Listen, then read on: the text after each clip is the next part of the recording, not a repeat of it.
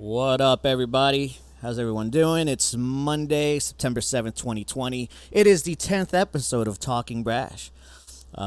We've made it to 10. And just like my first episode, JV here is here with me to talk about all things. Oh, look, he's not there. He's just fucking, he walked away. So we'll talk while he's not there. What's up, Barbie? Thank you guys for joining me. Joe? Yeah. We're live on the air, buddy. Oh. Yeah. Hello. It is the 10th episode. Barbie's followed the stream. Jack, Manuela, Joey, Austin. What's up, dude? Curtis, Jeff. Yeah. Thank you guys for joining me again. I got JV on.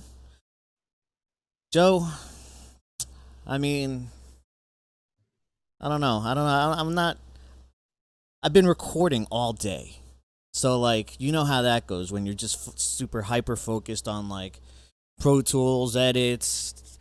I was trying to get, like, that song I showed you had that wah filter guitar tone. So, like, trying to nail that to me was hard. And so my ears are tired. My brain's tired. But we're going to truck through this and try to make it entertaining for everybody. What's up, guys? What's up, Joe? What's up? I'm pretty hungover, man, so I feel you. I had I went out to a party last night, and the whole time I was there, I had one beer. Like, I was like totally sober for like 5 hours of the party, just for whatever reason. I don't drink beers, so like, I don't know. I wasn't like doing it on purpose, but there was so much. There were just like shots like out on the table and like on trays and shit, just sitting all around. So like, we had like 15 minutes left, and like Ed was driving me home. He's like, all right, 15-minute warning, Joe. And I'm like, yo, watch this. I'm going to get drunk in 15 minutes. And I just sat there, dude. And like, I don't drink tequila. Right. Whatever. I was drinking fucking Tully and fucking Patron. Like, just like fucking taking little shots fucking everywhere and fucking like ripping the bowl. And like, yeah, I did it. I got ripped, like sufficiently ripped, man. Like, yeah, like 15 minutes, dude. Tequila too, man. That's just something I can't do. I mean, I've done it a few times here. Every time I do tequila, it's a bad move. It's definite blackout. Like, and it's fast. Like, tequila hits me so much faster. Like, it's a short night if I drink tequila. I don't mind it, man. I don't mind any of the clears. Yeah. But fucking Friday, I was on with Rick. And, like, by the end of the show, I'm not sure if you saw anything, but by the end of the show, I'm like, I can't even focus on what Rick is saying. Because, so the tip thing is working now. So when people are doing tips, it's a mandatory shot. And so, yeah, people were tipping and we're fucking shooting it. And, bro, yeah, by the end of the thing, like, Rick can't even remember what story he's telling, let alone me pay attention that he's telling a story. It was fucked. Did you guys by the end go of that for a show, while? We were all fucked. Did you go for a while? Like, I mean, it was like 2.5 show. hours. Some drinking. Yeah, man. I forgot how far back Rick went. You know what I mean? That he was at a Gotham Road show. He showed me pictures of all of us together in 2003, dude. Ah, yeah. And yeah, he's old school. He had that band Scarecrow. Yeah. Yep. And also, I forgot how far back that you had started tasking him on working for us. Yeah, about what year? I would say end of Doomsday, beginning of Darrow. You started. Absolutely, yeah. That's what I would have said as well. Yeah, absolutely. Rick, what made you reach out to? Because we actually couldn't get there. Like, our conversation just started turning into a shit show. So I don't actually know how you got to the point where you're reaching out for to him for designs or something. I think he reached out to me, man. I think like he just started like doing it. I want to say he was working somewhere and he was just doing graphic design all the time. He just offered to do it, and his work was good, man. You know, he would turn it around quick. He knew what I was looking for. You know, like he knew our aesthetic already, pretty much. You know, I didn't have to tell him much. He just kind of knew what to do. Was it flyers at first, or was it? I don't think I tasked him on flyers too much. I would I would like Tito's in the chat. People. Tito Pacone's in the chat. What's up, dog? Take it easy, man. Take it easy, man. Tito, I gotta have you on here and fucking tell some stories the right way. Fucking Yeah, right? and tell your stories too, because your stories are way more interesting than my stories. Fucking Tito's toured with Testament. Fucking God forbid you name the band, and Tito's probably fucking toured with them. Guar, Darkest Hour. You know Yeah, what's really weird now? Like nowadays, on that note, like watching like a Black Dahlia home video or like God forbid home video. right, Um, I'm used to it with DH, but like hearing Tito lingo coming out of those dudes' mouth, right. or like even just like Tito isms or like Tito tips, that I'm like, that's I know that. Tito Like, I'm says he's got a duh. question for you. I'm waiting for him to ask it. All right. Yeah, seeing those things is funny, especially like the God forbid things of like harsh my mellow. There's a whole lot of that going on. Yeah, it's pretty funny. Yeah, I don't know what his question is. We'll keep moving until he asks it. Oh wait, how many times has Joe brought weed for us at the Darkest Hour concerts? Probably quite a bit, man. Right. Probably. I mean, like Every time they were in town, yeah, just about every time. I man. would come with a huge bottle of Jack because I didn't want to drink there, Jack. That was my backstage pass. Yeah. Do you remember? I'm not sure if you were there at the show in Philly with us. It was Mike Schleibaum's birthday, and by the end of the night, we had Mike Schleibaum fucking puking that we partied so hard. In Philly? Yeah. It was Schleibaum's birthday that year. Damn. I think like 30. Tito, man, Yeah. I miss you. Yeah. I wish you were here at the show. I got to get you on so I could fucking have a conversation with you. See what you're doing, what you think of. Your life's got to be crazy because all you do is fucking tour. This is the longest Tito's been home since he was like 16 years old. It's like being grounded for Tito. Right. This is like jail. I think Tito's been doing the same thing that everyone else is doing. He's hooking up the setup at home. Just fucking make sure he's got a nice little shindig going there. He's investing some money some places. He's trying to do the thing. I gotta get this home set up, man. Yeah. Dean's gonna kick me out of here soon. I'm telling you. Yeah, huh? It's only so many Mondays I could use the Dean 13 studios here. Why? What's he doing with it? It's his fucking whole office space, man. He's fucking jamming, Me and him are working. He didn't know I had the podcast today, but he I came over here to work on some fucking work on that song I sent you. Right. So he was like, "Yeah, let's work tonight. Let's work on that solo." I'm like, "All right." He's like, "Yeah, you do the podcast. I'll work on the solo." He's like, "Oh, can't believe it or not." He said he can't play guitar if he's not at this desk.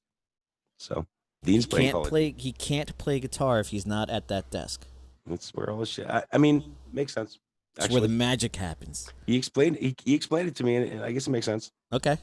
Yep. He has like apps where he like slows down shit so he can figure it out and stuff. That's cool. Oh, right. Riff Station and shit like that. Yeah, man, that shit's pretty cool. I wish we had. I got Riff Station. It's like cheating. It's like, yeah, dude. I remember the days of like. It shows you the note in the song as it's like, yeah, it's fucking crazy. Like you just listen to an MP3 and it's like E, F, G, like right down the line, man. It shows you how to play the song right there. I'd have a fucking my cassette player. I still had a cassette player. Just fucking stop, play, stop, rewind, play, stop, rewind, play. Yeah. And then that turned into the CD. Would have the remote where you could just incrementally rewind, and I would just get every note by ear, just fucking figuring it out from the CD, man. Now it's super easy. Yeah, dude. I didn't even have Tabit. Thankfully I never needed that shit. But if you wanted to get tabs, Eric, hold on. Eric says Dean carries his guitar everywhere, plays in the middle of the road during a shitstorm, but he can't play when he's not at his desk. Dude, we went. Yeah. Touche, Eric. Yep. Just yesterday. Was it? Yeah, 2 days ago. Dean happens to mention that there's I think it's Kinderkrack. No, not Kinderkrack.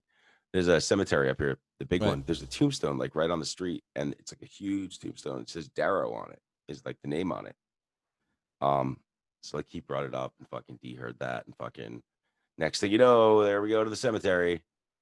And I don't like going to cemeteries in New Jersey, man. You don't mess around in the cemeteries here. Right. Especially that one, dude. I got kicked out of that one so many times when I was a kid. That cemetery sucks, dude. Anyway, we're going to a damn cemetery that he says is 5 minutes up the road to go look at this Darrow tombstone. I could give a fuck. And fucking, Dee's freaking out. Dean's all excited to go. Motherfucker brought his guitar Of course. to go 5 minutes up the road to go to a cemetery. I mean, we never got into the fucking. It was closed. So I was like, I was stoked. Makes perfect. I mean, like, sense. it's kind of cool. I mean, like, yeah, it says Darrow on a tombstone, but I mean, like, that's also like, I don't want to take a picture of that though. What is that good for?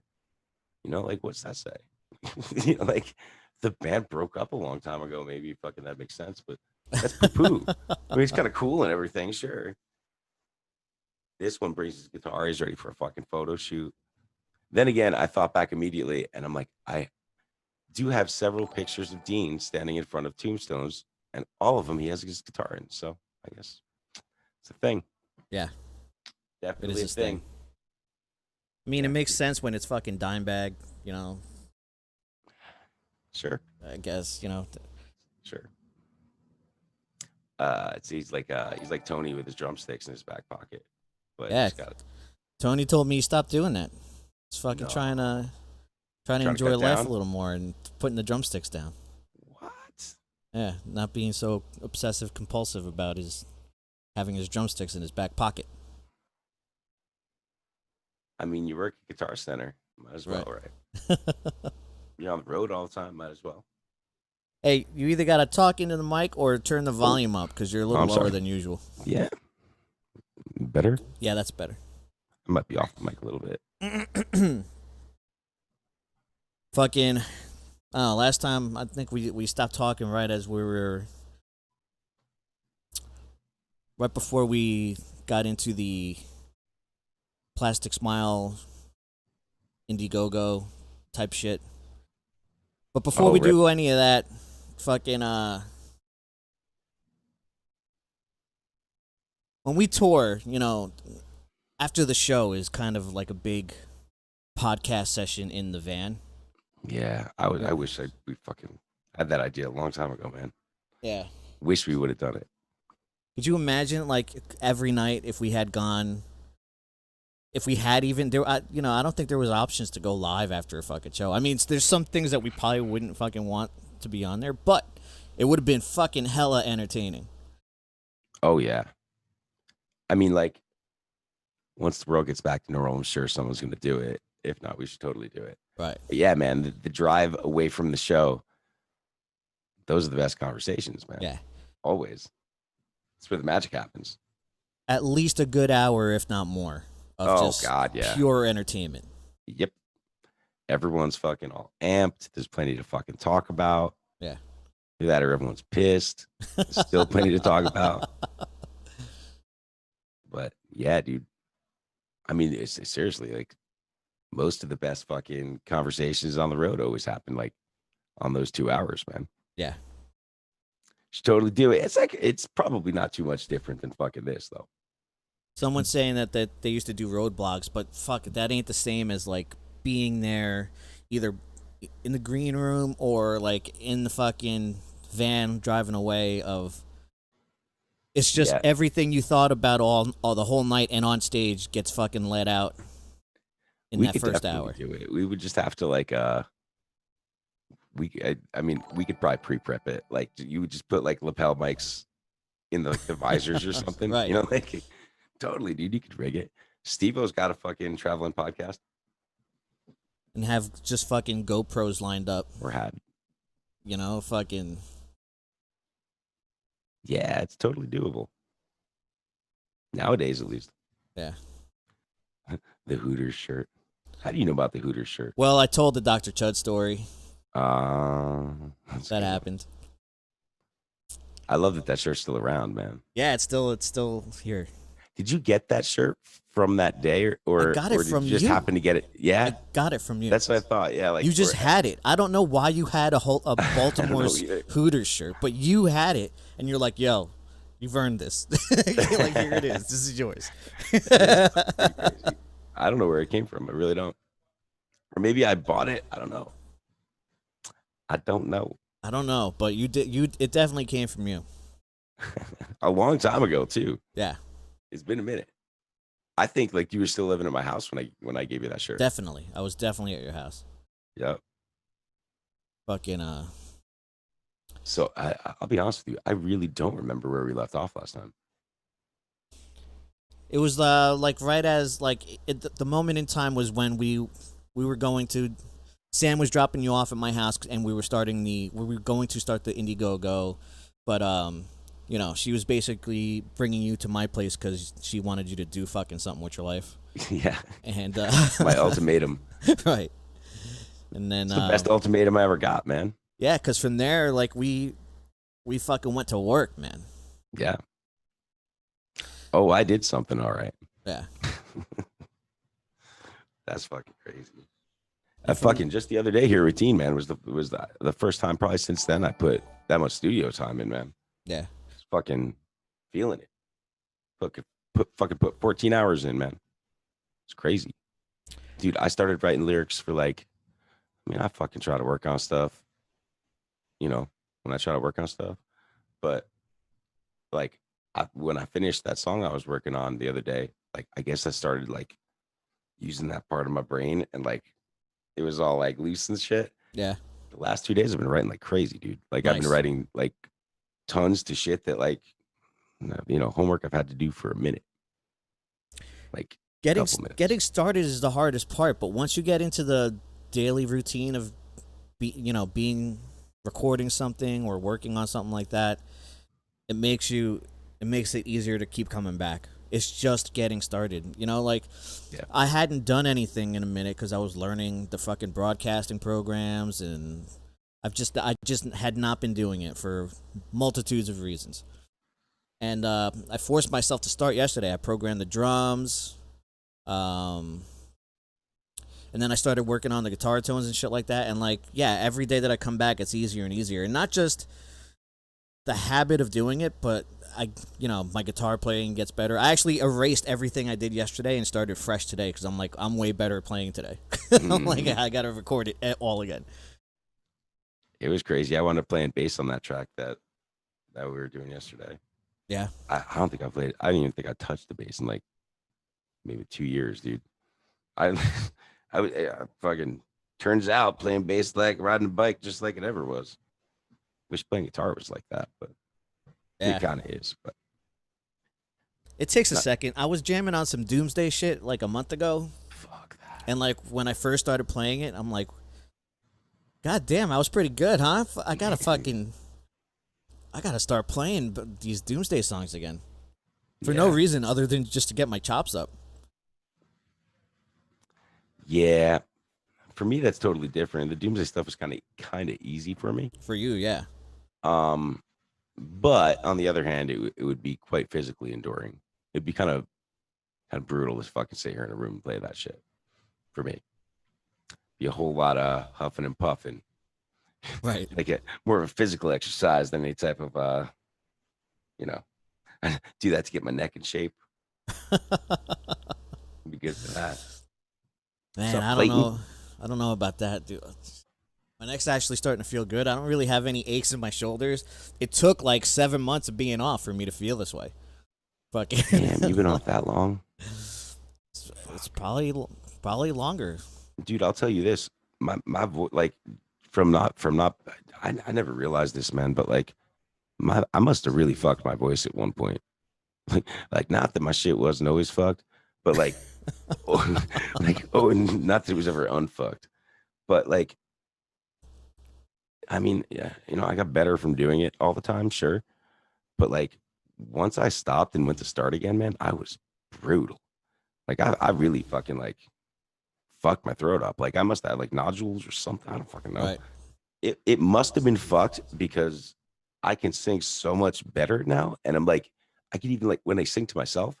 Like I couldn't like make a falsetto sound out of my throat anymore at all. For like the last like year or two, I haven't been able to. And like I don't know now, I can fucking sing a goddamn bird all of a sudden again. Dang. Real weird. Certainly, something came back. Right. Like, You needed to rest that shit. that's a lot of fucking rest, though. That's Yeah. bullshit. That's a little too much for my liking, man. Fuck that. So what's your mindset now that you started doing this a little bit? Like, do you feel good about it? You fucking Well, if me and Dean keep a fucking, I'll tell you, man, the hardest part of fucking doing pre-production around here is like, like the people I'll like go to do like demos with and stuff. Just, I mean,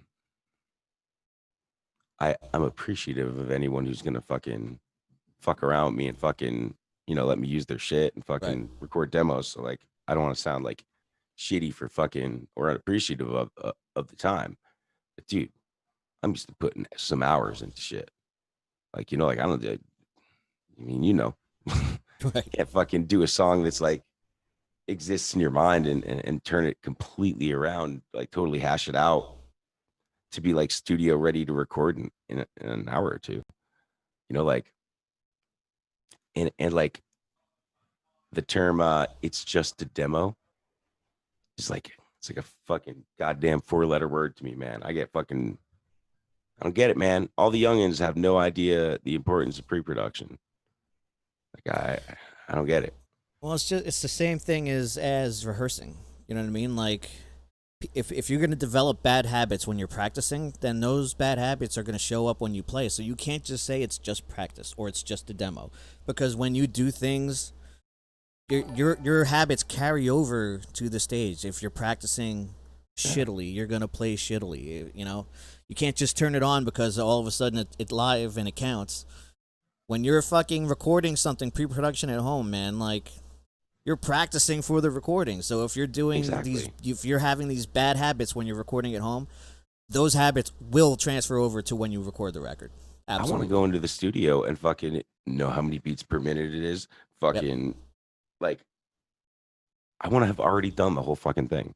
Yeah. Like I want to know how many guitar tracks I'm gonna do. Like you just gotta do it like you want it to sound at home, and then do it better in the studio, or Yeah. just do on better equipment. You do it until it's right. Like it's just a demo, and we'll do this later. You shouldn't be figuring out anything in the studio. Anything. Or I mean, it'd be fucking nice to, I suppose, Yeah. but I mean, some people like that's the way they work, especially if you're touring all year round and they block off a set amount of time. But still, those people are grinding at the time that they're doing it that way. If you're not a touring band and you have lots of time to do pre-production, you better have your shit ready because time is money. yeah, but I'm also saying like, I mean, I don't know, man. Sometimes you gotta record a song to hear something doesn't work, Yeah. or record a song to hear that it should be faster, or Or it's that you too did it fast, too right? slow, or um, that maybe you should do it in a different key. Like I like to live with the songs a minute too, and try them a couple. Like, dude, I mean, we talk about it all the time, but we did like how many demos of fucking Brown Eyes? There's There's a lot. probably there's probably like eight or nine. Yeah. Some with you singing, some with me singing. There's probably every Well, we letter of the. went up pretty much. We went up the A string, like half step all the way up in every key. So Yeah, yeah, there's a lot of them. yeah, dude. We tried that song at every tempo, at every fucking in every key, fucking. But I mean, it took that, man. It's just what it fucking needed. Yeah. Sometimes that happens, man. Yeah, Not every song when we is went to the studio, we had all the fucking tempos written down, so Steve didn't really need to do any guesswork. Like, yo, all right, this is the tempo we had. Check it out. Boom. I mean, I suppose it's not totally crazy to go in the studio, record something and not be happy with it. I mean, like and just not put it out. But to me, man, I want to go in, record, and release that entire session. Like Right. that, where that's my expectation every time I've ever been in the studio. I don't think we've ever left it. Well, maybe once left a song from a session out of a record, right? What We song? always like there's a Doomsday. That's I mean we let it out kind of, but Uh, there's that song Day of Atonement. right. That was I mean we didn't really count that song, but Yeah. eventually Let It Fly. I don't think that there's ever been a studio track that we've not released otherwise though. Not in Gotham Road. No. We didn't even have some of them Well, weren't even done. right. I don't think any of them were done. Well, Seasons of the Witch stuff was done. That's a good I was example of why you shouldn't go into the studio unprepared. I mean, I didn't have a fucking clue what I was doing because that's really. I yep. mean, Angel Sin. I recorded on Angel Sin, but I knew less than nothing. Gotham Road, I knew nothing, which is more than less than nothing. But I was talking about this yesterday. Uh, on the topic kind of pre-production again. Well, mixing and stuff. Like, remember when we were working with both. It was Steve Seed, an engineer, and Brendan Smith from Brady Street right. Studios. Both of those dudes, like, had individually said to me, Loki, that they're like, that you're the only band that's come in to the studio to mix the record with me before, and we were like, what? He's like, yeah, no one's ever asked to be there while the record was mixed before. And me and Loki looked at the kid like, And you know what? huh? Apparently, that's more normal than we are. I guess so. Hey, listen, I kind of get that. Like, let a guy do his job Yeah. and then work from there. I Because understand. really, what we're doing, Joe, is not helping the guy mix, but we're producing the record. That's Absolutely. called production. Totally. Yeah. But where I was going with that is, do you remember, or I never thought of it like as much as we've said that before. Do you remember doing Seasons of the Witch? I don't think there was a moment of that record that me and you weren't in the room for. I was in the room for everything. That's what I'm saying. Yeah. Me and you were at fucking Harry's house every single night till fucking sun came up. Right. At least me, you, and Harry. Paul and Michael weren't there for a lot of it. Me, you, and Harry fucking almost every. I think I was there every moment, unless you were there without me once. I don't No, know. I think it was because you would probably be coming with me for. We'd probably That's be what I'm saying. coming from the same place. So Yeah, every time that we've ever been in the studio, we've been a part of that process. yeah. I couldn't imagine not being a part of the mix of a record. Like, I don't think I ever will. Yeah, I won't change. I get that mixing and editing are kind of done at the same time, and maybe some engineers feel a sort of pressure that they want to edit some shit while someone's not watching over their back. But I don't really see a thing because who the hell knows how? Who knows better than me than how the song's supposed to go? And like, Absolutely. since I know a bit about editing, I can fucking be like, why don't we fucking work on it like this? It is production, which I guess a lot of people No, it don't is. fucking do. I don't get it. Yeah. I mean, like, how, like, listen, a good engineer is a good engineer, and it's not impossible what I'm saying, but like, how is that guy going to hear what I hear in my head, or I heard in my head, and what my expectation of that song is? Like, how is he supposed to, Right. how do you explain that? Like, Yeah, you really I mean, can't. yeah, Someone's asking if Doomsday did any cover songs. I remember we did a Pantera song. yeah, we did. What Pantera song? Slaughtered? Yeah. I don't know. I don't think there's any recording of it though.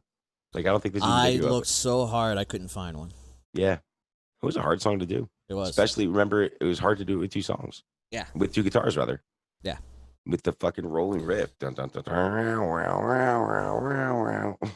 It was the other part that you would think is hard that was easy because that's how we played. The bam, bam, bam, bam, bam, bam, bam, like that part. Yeah. You would think that's hard. No, like we fucking locked in on that because that's how Doomsday played. Doomsday, Eric said it as well. Doomsday did Death Comes Ripping by the Misfits. Death Comes Ripping. All right. Yeah, we did that once as well. I was hammered for that. I think that's it. We never did any other covers, I don't It think. was like 5 people at that show. Yeah. No, it was 5. Yeah, it was like our friends and shit, but yeah. that was all we knew it wouldn't be a good show. We took it because it was Westwood. Right. It was the It was in Westwood on Halloween. right. That was like a off the grid for fun show. I don't think we expected any success or turnout or Right, riches to come out of that one. Gotham Road, yeah, covered. Crazy Train, Crazy Train, Weeds. Weeds. Anything else? Mm, any Misfits song we did, I guess, was a cover, right? Right.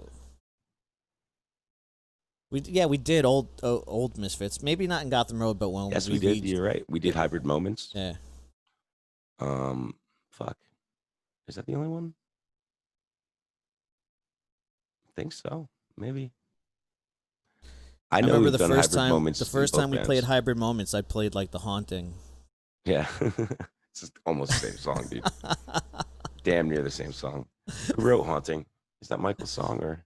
I I would think so, yeah. It would make sense if it if you did. Why does that never get played live? Because Resurrection's better or like I don't know. But over the years I we just both went on. never played that song. I just did a year of playing it every night, so it did That's get true. played. Yeah, no, I mean like, but I mean before Yeah, I before don't you know. guys fucking played every single song, you also played Mars Attacks, dude. Right. Fucking You Mars know, Attacks. the song terrible. To Terrible. play it, pretty fucking fun. Pretty fun. The song bad. And you know that I've hated that. Dude, how long have I told you that song sucks? I mean, I don't know. I've always hated that song. But to play, not fucking bad. I Pretty wouldn't fun. enjoy. I think you always enjoyed playing it, or I think maybe, or I think you like this song, but Crimson Ghost too. That's another one that I would Right. feel so hokey playing that. That was a Chudley song. Yeah, some of my favorite fucking songs from that era were Judd songs, man. Yeah. I mean, for sure. Hate the Living, Love the Dead. Yeah, it's fucking one of my favorite fucking songs from that era. That was a Chud song. Where's fucking Chud on the next fucking Hate the Living Love the Dead, man? I don't know. Where's Look, I'm that? saying good things about Chud, everybody. Please. It's been a Chud. It's not that I bash Chud, but like it's just none of the stories are good. You know, like. Well, how much of that is your fault? You know? Right. That's what I'm saying. It's really not talking shit if it's true. Yeah. He should have, you know, Right. given you better stories to tell. Oh man. What covers did Darrow do? Did we? I mean, obviously knowledge. Knowledge. What is it called? We did Ghouls Night Out, We've done Ghouls Night Out. but that never went anywhere, right? I think it's on the Demos Outtakes Obscurities EP. Right, but that We was only did, supposed to go on something else. yeah, we did that for the Ghouls Night Out. The Ghouls Night Out show that was to happen that year. He was going to do a comp for it, Right. and then I don't know if it was the year the Ghouls Night Out didn't happen, or he didn't do a comp that year. Or I don't know. Some shit. I think something crazy happened that year, but it didn't get used for that. So we were just stuck with the Misfits cover we did for nothing. all that time saying we would never cover a Misfits song, Yep. And we did. and then we did. We did it good. I've always wanted to do that song. I told like when we did that Ghouls Night Out cover, if you remember, it's like I've had a gripe. The Misfits Violent World compilation. Right. It's like one of the most common fucking Misfits comps from like the 90s. Or it might be one of the most common Misfits cover comps, period. Goldfinger does that song, and they do it kind of like we do, but like, and I always thought it was awesome. I'm like, but there's like shit they did in it that's so stupid though. Like it's like such a great cover, and like it was really smart, like the ideas they had for it, but there was just shit in there. It sucked, man.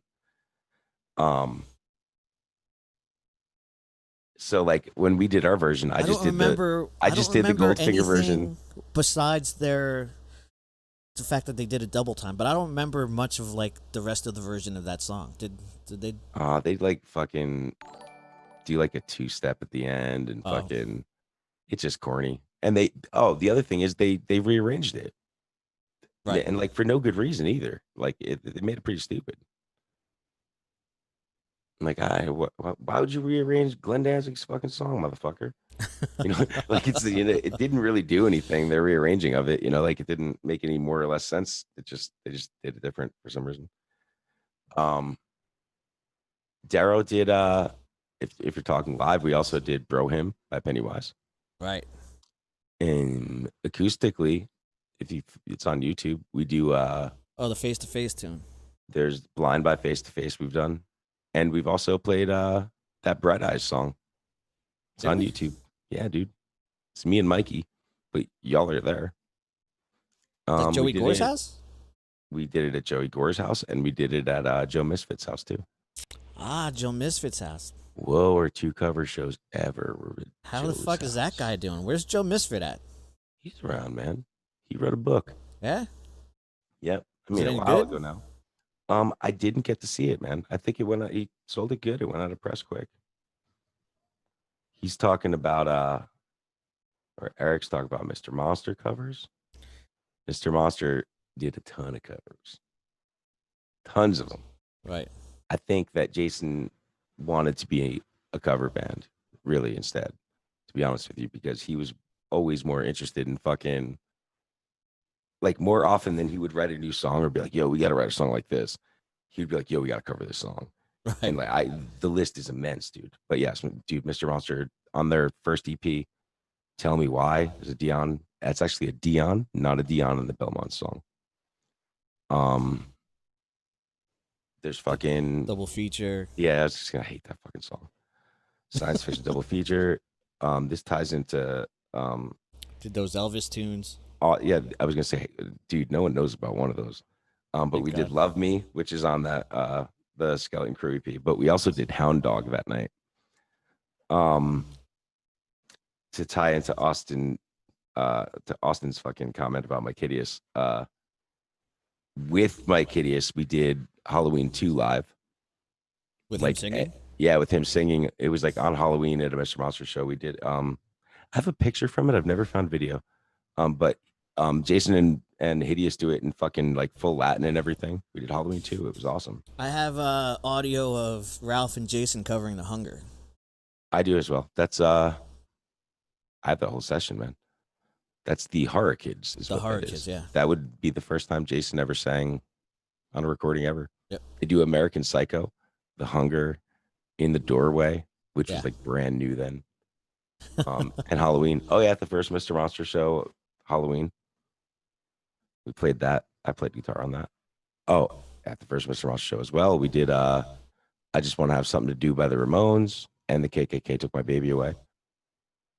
We ever do a Ramones song? I don't think me and you have ever done a Ramones song. Huh. Just the first Mr. Monster show. Only time I ever played a Ramones song with you was with Marky Ramone, bro. You would think after learning 45 fucking Ramones songs, we might have played a Ramones song. I guess not. I fucking learned fucking 45 songs so fucking fast that I forgot For a them fucking rehearsal. just as quick, yeah. That was awesome. I wish we fucking would have like had a recording of that or something. I don't know. Does anyone know about that? I never really talked about it. I never talked about it either. But remember that time we didn't join Marky Ramone's band? So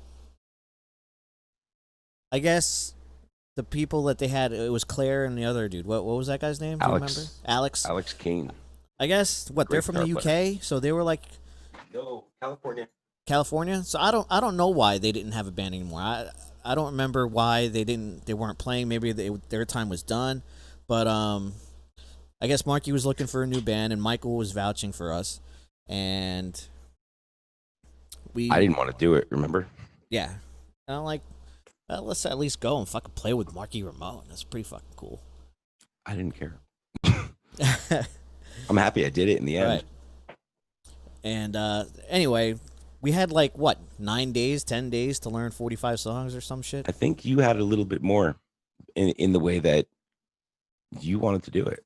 Right. Like Michael asked both of us to do it. I didn't think he was serious. And then I kind of knew he was serious, and like I politely was like, like I just kind of let him know I wasn't that into it without actually saying it. Right. Dude, I fucking love the Ramones, and I toured as Marky's drum tech with them. That band is great. I love Michael singing those songs. Like, I just couldn't see myself in that band. Right. Which is ultimately why we didn't make it, because Marky couldn't see it either. Yeah, I didn't either. I didn't think I belonged in it. Right. Like, it was awesome, But I mean, like, out of respect, I wasn't into it. You were learning them for about a week before I even started, and like I was kind of just, I don't know, I was gonna squirm out of it, or Because the way it was told to me was that they wanted to get rehearsals in. They didn't have a band in their area or the states, or make, because I think Alex and Claire had been out, yeah, and so they didn't have a band to rehearse with in the states. So they wanted to fucking jam a few times. So I'm like, fuck yeah, I'm gonna fucking do that. You know, yeah. No, I mean we auditioned. That was an audition, man. I mean, like and I don't think that was the case. right. Well, that's what was told to me. I didn't know I was auditioning for anything because Are you sure? yeah. And then Michael was like, "Yo, you never know what this leads to," but fucking, I was like, "This ain't gonna lead to nothing." Because Michael told me like I remember having the like turning point conversation with him of being like, just telling him that I'm like, I don't, I just don't see myself in the band. I just don't. I can't. I wouldn't put myself in that band. Like I don't know where I would, and I've never felt that about any band. I just couldn't find my character, my persona. I didn't understand where I fit into it really. I Right. remember like channeling my inner CJ, like fucking love the Ramones. It just, like I just didn't see myself there. Whatever the case, I had a conversation with Michael, and he was like, dude, just fucking learn the songs. You got this. I'm gonna make sure you get the gig. Fucking, it's gonna be great. And it was out of respect, man. What Right. like, I owed that to Well, Michael. maybe you had a It spot in was the an band and awesome. I didn't. No, I think you did. I think it was the same for both of us, dude. Because And he and I never mean, said like, that. He never said those words to me well, ever. I mean, what the auditioning, Yeah. dude? I don't know. I think you're crazy. I believe we both knew. I know. I knew. I understood that we were Right. auditioning, dude. I never thought that we were jamming. Uh, to stretch those to what the fuck do those two dudes need to fucking rehearse for? Like they've done the songs fucking more than anybody. Apparently, Marky likes. He's a fucking rehearser. Sure. Um, It wouldn't be the first. It wouldn't be the last time that I did it. but we went in and fucking. I mean, I was not as you were ready to fucking do it. You went Right. in fucking. You played great. I didn't play bad. I didn't do my best though, man. Like I knew it wasn't my best. Um, I don't think I played bad. To be honest with you, I wouldn't have given myself the gig for my look. Like I just like I said, I don't think I belonged in the band. Right. I don't think I played bad though. I wouldn't have fucking, I don't think I was not ill prepared. I knew all the songs. I didn't fuck up. Like it was all right. My attitude probably was obvious or something. Right. But I mean, what a fucking awesome jam. We sounded good. We fucking Marky said blew. I was too fat. Did he? Said I Did he was too say that in fat to plain be in his English? band. Yeah, he said it in Dude, plain English to me. but do you remember, dude? To He had me. To me. really, dude. So There's two fucked up things I about went a second time. that. That's what I was just gonna say. You went the second day. They had you back the next day, They had me back the next day, and and they what videoed he what he did, your and hand. he told me that I wasn't going to be in the band, Mhm. which I was like, I didn't think I was going to be in that band. But he's like, I want to record you playing these songs because this is how the fuck you play these songs. He said that was the best that they'd been played since Johnny. Yeah. And he put a video camera in front of me. And dude, like I played so hard that day. My fingers were bleeding all over the guitar. I had dropped a pick at certain points, and like I just kept fucking playing as hard as I could. And like, yeah, he videotaped me playing the remote song so he could show other people this is how I want it fucking done. Yeah, I didn't think that. I don't know. Maybe that was it too. Is that like because I had worked with them on the road, like that band was great, dude. Not to say that we're not great, Right. but like Alex and Claire were fucking trained for that job, like their whole lives, seemingly, dude. Right. Like they really had a grasp on that Ramones thing, and I would say now, me and you were much better suit. We would get that gig now, Right. like that. I don't know. My Ramones chops are definitely different now than they were then. I'm still too fat for his band. Oh, yeah, I probably am. I definitely am too. But I went again. That wasn't the last time either. The after the two times. Yeah. So Is this uh, before or after you got arrested at that this show? was this is after I got arrested at that show. Loki has this thing where every time he's around Marky Ramone, he gets arrested. Right. Um. So, and this is after the fucking Tommy Hilfiger incident too. Oh, I was just And gonna say which is that why too. this is hilarious. Do you know who I fucking practiced? Dude, you know who Andy took my Hilfiger. fucking, that's what I'm saying. Fucking I got, that's why, that was another reason I knew I didn't belong in that fucking band, because like I said, I'd fucking worked with them. I knew how it was. Like they took Andy Hilfiger over me. The guy didn't even know the fucking songs. I mean, at that rate, I mean, I got it, man. That Right. I know why they took. I wasn't like hurt about it, but like Andy Hilfiger would get that gig over me. Yeah. That dude fucking played everything up and down. Fucking probably wore a polo shirt and fucking blue jeans. Fucking, or he definitely was. I was more fit for that job than fucking Andy Hilfiger. My last name wasn't fucking Hilfiger, Right. But but that's how it apparently was. fucking Marky's really tight, good friends with Tommy. Of course, Fucking, that makes sense. They were endorsed by and by Hilfiger. Then. Andy was playing with Deep Purple actually. Fucking, he was Really? yeah. Dude, I don't remember. I mean, like, I'm sure the guy could fucking play, but maybe it's that he can play. He just wasn't Ramonesy. Right. But I No, thought that's like, definitely he could definitely play. He it just wasn't Ramonesy. he And didn't yeah, fucking put the gusto into it that we did. Like I'll tell you that he wasn't fucking down picking them all. And like we went to a studio in New York City, Manhattan, right by the Garden. What's that? SRG or some shit? I don't know. yeah, that was my first day working for them. Where I worked at the studio Right. with them. So Fucked up his fucking dude. Sorry, not to cut you off.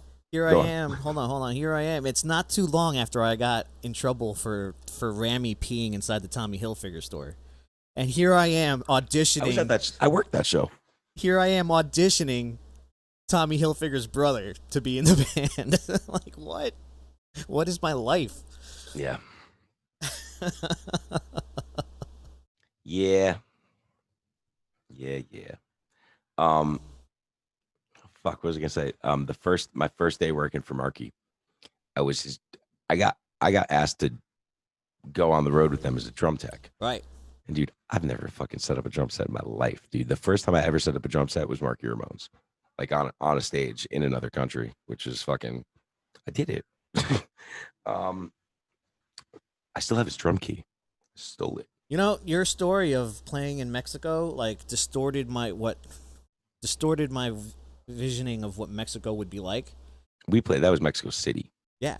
And I forever thought like Mexico City would be fucked up like that, but like When we went, it was fucked up like that. when I went, I actually went back on my own. Fucking, it was awesome. I had a great time in Mexico City. When we were me and Michael were hiding under windowsills from gunshots. Or I mean, Right. I didn't think they were gonna get shot, but Michael had me under a fucking windowsill with him. Yeah. Then again, But like, dude, I've never seen poverty in my life like I have in Mexico oh yeah, City. Like, I mean, just like looking, like literally one side of the road, we were at a really nice fucking hotel. And like, the one side of the street was like America, very civilized and like fucking clean. The other side of the road was like, it was a different world across the street, dude. Like, I've never seen so many like tents and like wood. I mean, wood and metal, like making houses and shit, like tent cities, like crazy, just like wild dogs everywhere. I remember big like trucks, like with chicken, and it'd be like a big like just like chicken piled into a huge like 10-foot truck and like canvas like stretched over it and just chicken falling out the truck and shit. And then you'd go to a place to eat and the same chicken it would look exactly the same. It's fucking crazy. It was pretty fucked up when we were there. What happened? Yeah, so tell this story. So we can't just say it's fucked up and then not say it. Fucking so that show that you guys played, your yeah. Yeah. There was one night where we got to the venue. I think we weren't going to do sound check, or we didn't for whatever reason. So we'd walked into this venue and there was no back entrance. There was a side entrance.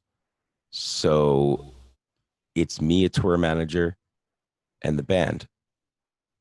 and we get dropped off. There's a side door. We open it thinking we're going into like the back room, and we are in the audience, and the place is sold out. So we got Michael Graves and fucking goddamn fucking Marky Ramone in the middle of the crowd before they go on. And Mexico City audience fucking crazy, bro. Security wasn't ready for us, like anything like that. So we just fucking barreling through the thing. People are fucking ripping at Marky and fucking Michael. We're like fucking batting people off them and shit. So I mean, jumble fuck. Once we got to the stage, there was no like, we like got out of the van and like immediately, as soon as the door opened, it was like, oh fuck. And then as soon as we got on the stage, there was no getting off the stage again. There was just like, get behind your shit and start playing. And it was fucking packed. So like, I mean, they didn't even get to fucking take a sip of water, man. It was just get up, get out of the van and go. None of us had any idea that's what we were walking into. We thought we were going to walk into a green room, have like a couple minutes, you know, like nothing like that, dude. So we go in, we play a fucking show. And as soon as they get off stage, you know, they're fucking backed in, man, by you know, there's no back door. There's no stage entrance. There's like, they were stuck on stage and they wanted to get out of there, dude. Motherfuckers were rabid. So same thing on the way out. We had to fucking, you know, protect those guys, get them out the fucking door. And I guess the van pulls up and there were literally people like mauling us, like fucking the Beatles and shit, you know, literally like the Beatles, like banging on the fucking bus and fucking, and I guess, you know, it's a very frenzied environment, man. We fucking all rush in, slam the fucking door. There's like kids fucking trying to get in the door and we can't close it and shit. And we get in there and that dude Alex is like, oh fuck, I forgot my baby. You know, I left my baby on stage. I think it was like whatever. The bag with the fucking his book bag. That's what it was. His tour book and shit. Something important. Yeah. So everyone looks at each other. I'm like, all right, I'll go. You know? So like I go back into this whole thing, fucking do this thing. I'm looking all over the fucking stage. There's no fucking book bag. I'm trying to be thorough because I know I don't want to go back out and then come back in. I want to make sure it's not there. So I was thorough. So I fucking come back out, no book bag, no fucking van. They fucking left me there. And I'm again being followed and like mauled by people. Dude, it didn't matter fucking who the fuck I was or wasn't. Right. Again, I was the white dude that was with those dudes. And fucking, you know, like we were all just fucking marked, you know, like they probably didn't remember if I was in the band or not or what it was. So then I find like the fucking tour manager dude and he's got this briefcase and I guess he was like settling up and everything. So it's me and him and we're swarmed, you know, by people and we're trying to get out of here and people are like trying to take pictures with us and get autographs and we're fucking nobody, you know? And we're trying to tell them that too, you know? Michael tells this story. We're nobody. How you tell people you're nobody? Michael tells a story, and I believe it totally. But that like he freaked out at them for leaving me behind. Right. So I guess like they had like driven away, like quick, fast, and in a hurry. And all I remember is like the fucking the tour manager dude like being on the phone. He couldn't get in touch with anybody. And he didn't know where the van was either. Or he just like gets up there, okay, all right, bye.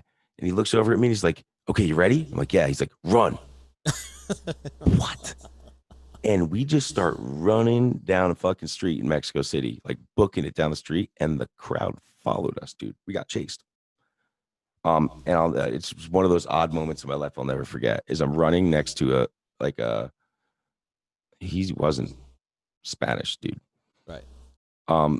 Running next to some dude who is not Spanish in a Spanish country, wearing a cowboy hat and fucking carrying a briefcase, and we're booking it down the street. And like running next to me are all these dogs, dude. I've got like all these dogs like running left and right of me, dude, and fucking this dude in a briefcase and a cowboy hat, and we're being fucking chased by people like zombies, dude. And then all of a sudden the van pulled around, fucking we jumped in, and that was that. That was that. And I got Montezuma's revenge for the first time there. Damn. Yep, I definitely shit my pants the next couple of days.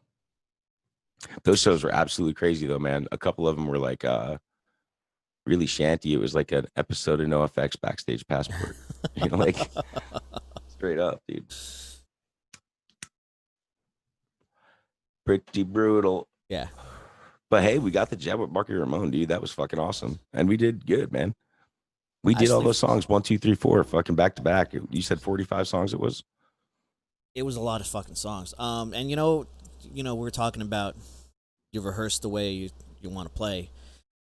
I fucking just those 4 times that I played with that guy, I learned a lot in those 4 times. And not only that you gotta to play like you gotta rehearse how you want to play on stage, but just that guy's at the time he was what 62.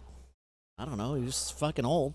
Marky don't crack, dude. And the way he fucking performed, I'm like, dude, if that Yeah. guy is gonna be able to perform like this at a rehearsal, I gotta really fucking start focusing more on my performance, like playing and like it. I learned a lot in those 4 times that I fucking jammed with him.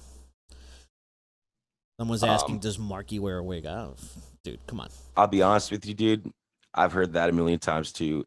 I worked as his personal assistant, and I don't know.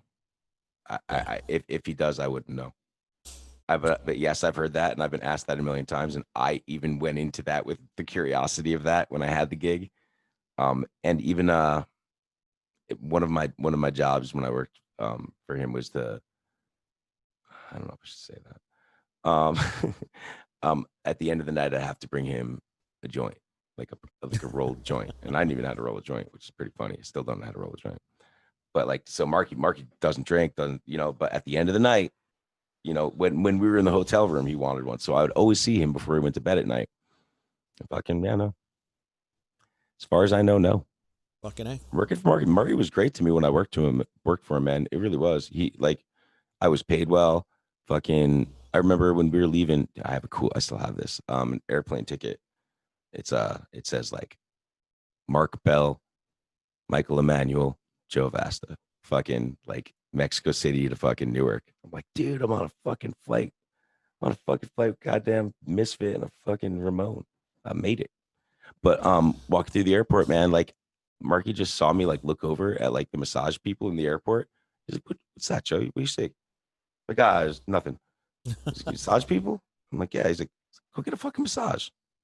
I'm like, nah, what, He's like, nah, and he fucking brings me over to the massage people. He fucking shells out some cash and he's like, give this kid the best fucking massage, fucking.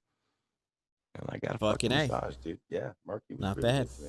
Yeah, he was good to me, man. I got a picture with Marky. He looks like my lover. Yeah, I know exactly what you're Fucking talking about. here. I know that picture. Dude, yeah, I have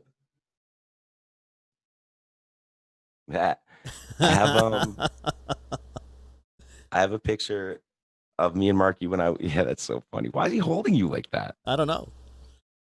I have a picture of me and Marky from when I was like really young, like a fan picture when I was a little kid. And then I got one from when I was working with him. It's pretty cool.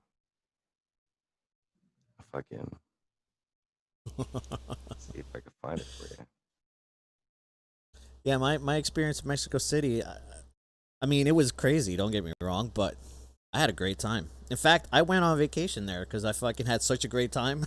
I fucking went back and like hung out with the friends that I made that night after the show. Fucking A. I mean, not that I didn't have a good time. It was just fucking crazy. I mean, I don't know. Maybe it's changed a lot in a couple of years. I Yeah, I don't know. don't Maybe fucking know. it helped that I knew Spanish. I could fucking say a few things like. Yeah, that's fucking And huge. plus, I was very welcoming. I think when you're more welcoming, people get to be less crazy around you. I wasn't welcoming because I wasn't there to fucking make friends. Right. I was shitting my pants while I was there, dude. I was in another country where, like I didn't speak the language. I'd never been there before. And fucking, I was working for a literal rock and roll Hall of Famer as a tech, dude. I've fucking had so few tech jobs in my life, let Right. alone fucking on drums, dude. I fucking faked that one till I made it, and believe it or not, I fucking somehow did it. Somehow, some way. But thankfully, Marky's not too picky. He can fucking sit behind anything and make it work. To be honest with you. Yeah, yeah. I'm trying to like envision you like setting up the fucking clutch and like the I fucking. know. Me too. I couldn't do it right now, dude. I probably couldn't do it now. I'd have to fucking relearn the whole fucking Like you're thing. lucky it was like a 4 piece, you know? Yeah. Well, no, I didn't have. Alex and Claire were self sufficient, dude. I was literally only working for No, I Mikey. mean his drum set. Like you're Oh yeah, lucky it just had a simple little setup. yeah, yeah. Can you get Facebook Messenger? If I sent you something, can you see that on your screen? Is that messes up? The message. I hold on. What are you sending me here? Private messaging. Oh, Oh damn! Yeah, I'll post that. Hold on. You want me to I post got, I, that? yeah, I got one more coming at you right now. I got two more coming at you right now. Oh, wait to post it. Got some That. fucking good marquee shots, How old are you here? dude. Dude, I'll give you a fucking funny picture. Hold on, I'll make you guys laugh. In that picture, dude, I'm like fucking like 14, dude. You're gonna laugh. I'm gonna send you a fucking funny picture right now. You guys gonna get a kick out of this. I don't put Damn. this. I Yeah, here don't we post go. this shit.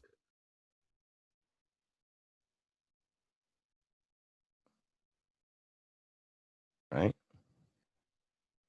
Hold on. Did you post that up there? Yeah, I posted it up. Uh-huh. Look at silly little Joe. Here, I'll give you two more to laugh at. Right there. There's three. There's the modern day and the little Joe. Yeah, holy shit. I have a fucking crazy picture from those tours of fucking Michael on stage. It's Michael, Lemmy, and fucking Marky. And it's actually fucking Wayne Static is in that picture too. Not that I give a fuck, but I guess it's significant now. Dude, I'm fucking working for the man, bro. That's the Tommy Hilfiger show. Yeah. That's yeah. It's at the Tommy Hilfiger store in New York. Probably. Marky had that pasta sauce truck outside and everything. A big night. Did you ever once wonder why the security guards were beating the shit out of me? I didn't see that. Yeah, dude, that picture right there is Chiller Theater. Look at that. You got your buddy in there, bro. Damn. It's your buddy Chud. I wish I still had that Doyle armband, bro. I wish I still had that shirt. I have a picture from that same day. It's me, Mike Hideous. Um, it's me, Mike Hideous, Chud, and Jerry. Right. I don't know how or why. I mean, that's years before Mike would be in the Misfits. But that was just at a Chiller Theater show. I was just a little guy. That was way before Mr. Monster too. Yeah, definitely. I was just a little fiend back in the day. Remember when we went to go stick a bumper sticker on the Winnebago? Yeah, we did. Ooh, that's at Guitar Center. We slapped a Gotham Road sticker on the Misfits Winnebago. Right. Yes, that happened. That would and dude, that's when we were promoting the Fuck the 50s show. That's right. Dude, Gotham Road it's one of my favorite flyers for any show I've ever played. You have that? No, yeah, I do. I definitely do. We were I guess Misfits had just put out the Project 1950 record, and Gotham Road was brand new. So fucking Jerry Only was like doing like an autograph signing or something at Victor's House of Music and like right near us and everything. So it was like perfect. Right. So me and Loki didn't give a fuck. We just went down and fucking promoted the shit out of the Gotham Road stuff. Right. Yeah, we did. And our flyer at the time, I'll fucking find it for you right now. It's right here. It had Jerry Only's fucking face on it. It's like Gotham Road, fucking. It had like Jerry Only's face, and it said "Fuck the 50s." Fuck the 50s. Yeah.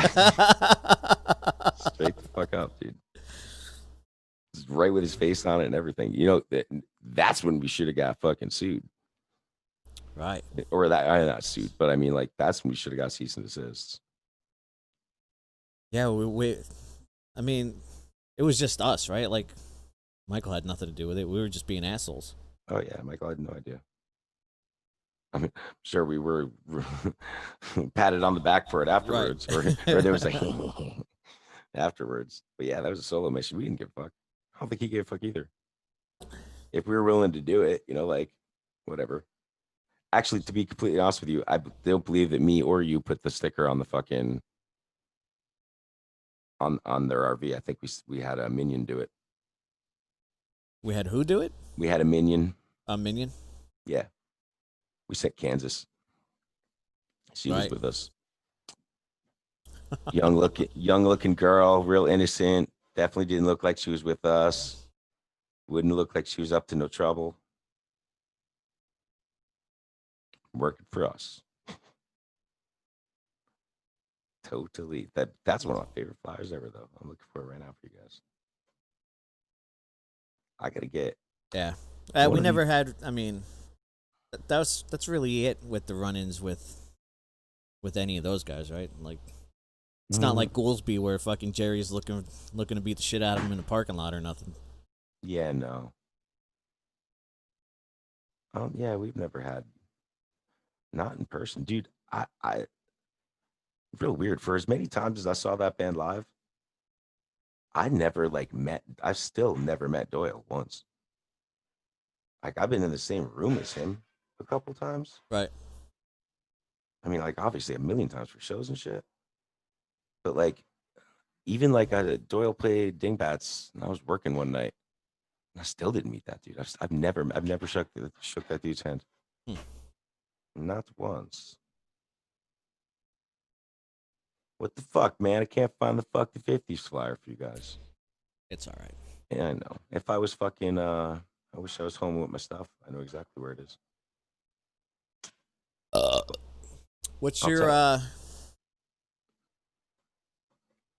you got a favorite flyer of all time from us? I know you have all of them, which I wouldn't ask this to any other person but you, because you probably have something in mind. Yeah, dude. It's even harder right now because I'm currently looking at a million of them. I mean, dude, the fuck the 50s flyers is definitely one of them. Yeah. Yeah, it was bold, dude.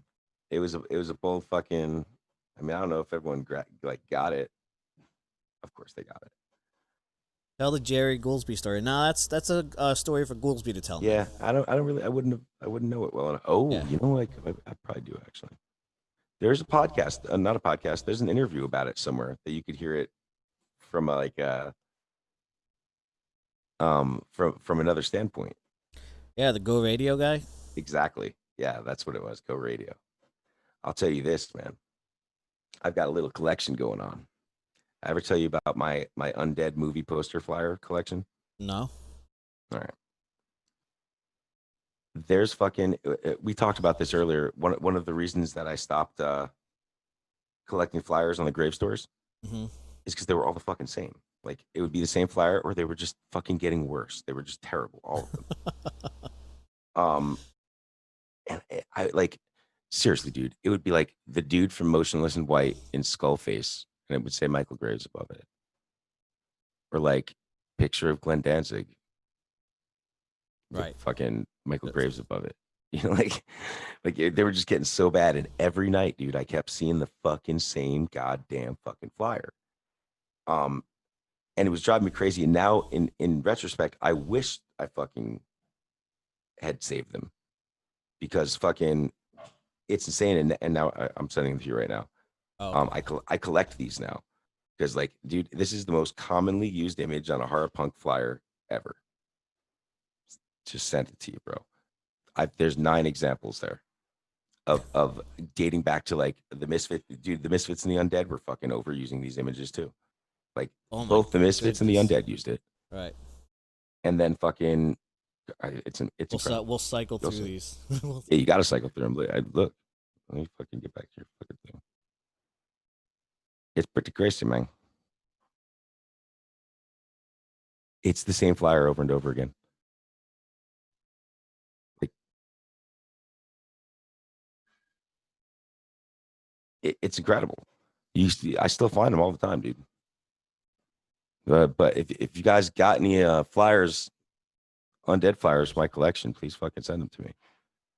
There you go. That's great. There's like 3 Graves ones alone. That's all right. That's the Misfits using that image. Yeah. That's the Misfits using the image again. That's the actual poster, the one back there. That's fucking Goolsby doing the silent horror thing. Oh, there's the fucking.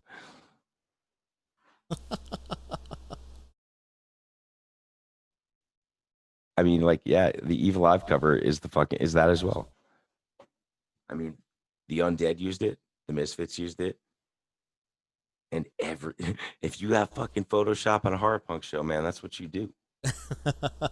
I'm gonna start making all our flyers like that, just like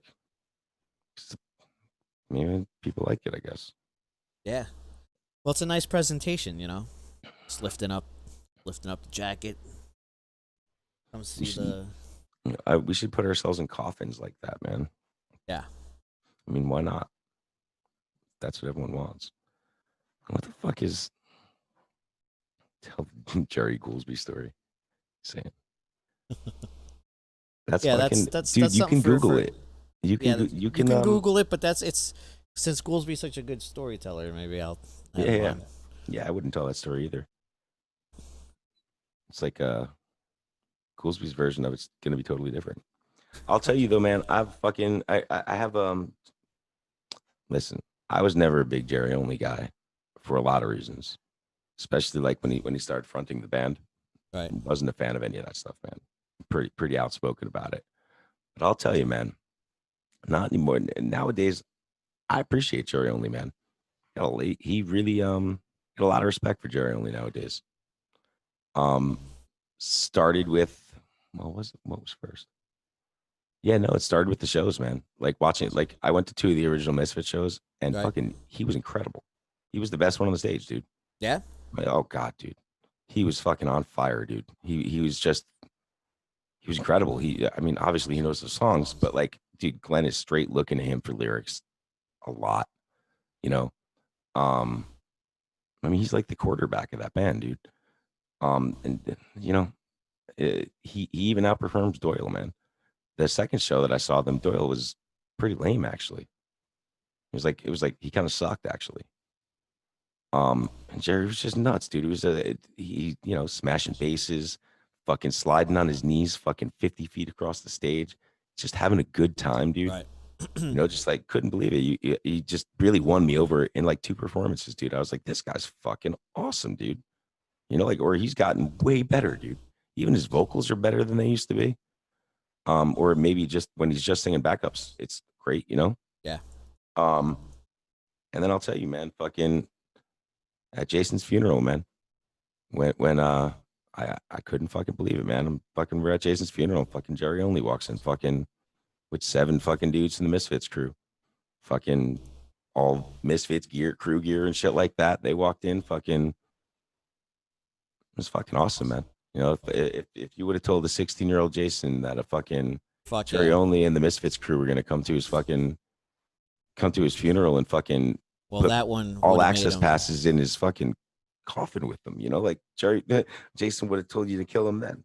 Yeah, Like, that one would have made him very, very happy. Fucking guy. yeah, it made me very happy, man. Like I fucking really, that was awesome, man. Like, and that really, I was like, you know what, fucking Jerry Only's all right. I had this wrong, man. That dude didn't have to be there. Like Yeah. Jason was a fan, and they were close to a degree, but you know, that was awesome that they showed up like that, man. Yeah, that's above and beyond.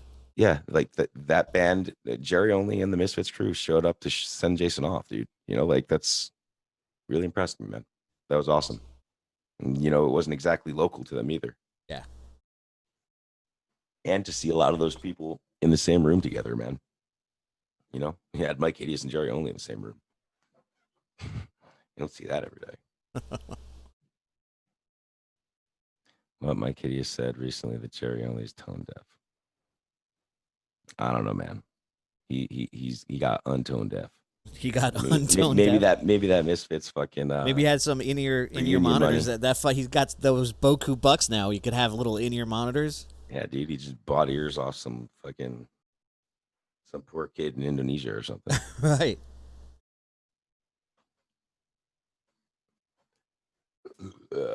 Fucking I didn't get to see any one of those shows. Yeah, you were on the road, man. Was I wish like you did. was one show better than the other, like, or was it just the kind of like a mainstream show where it was just the same both shows, or It was pretty the same. right? There were different songs between the shows, but I mean, like, if you followed the shit on the internet too, like I watched them all as they, like you'd be able to see pieces of them, the day of the show, the night of the show, the day after. So I watched every one. Like every night they played, I'd be on YouTube or, on Facebook, like looking for the streams. I watched every one of them. I remember sitting in my bathroom, like on my phone with my headphones, fucking tucked away, watching those shows, man. The first one for sure, when they played Chicago or Denver, rather. Yeah. Denver versus Chicago. Yeah, dude, it was incredible, man. But yeah, dude, the first one was so much fun, dude. The one that when they played, what was it? What's our fucking place? Prudential Center. Man, that was such a good time, man. Just like it was literally every fucking person that from the tri-state area showed up to the same show at the same time. So like the amount of people that you just standing in the parking lot, dude, was incredible. It was crazy. It was like fucking I knew everyone there. Yeah. Madison Square Garden as well, dude. I would go to any of those. I would stand in the parking lot of those shows if I didn't have a ticket. Like it's a good time, man. They were a lot of fun. The what is it called show is I mean, I enjoyed the Prudential Center show more. But Madison Square Garden was fucking awesome. It was fucking Madison Square Garden, dude.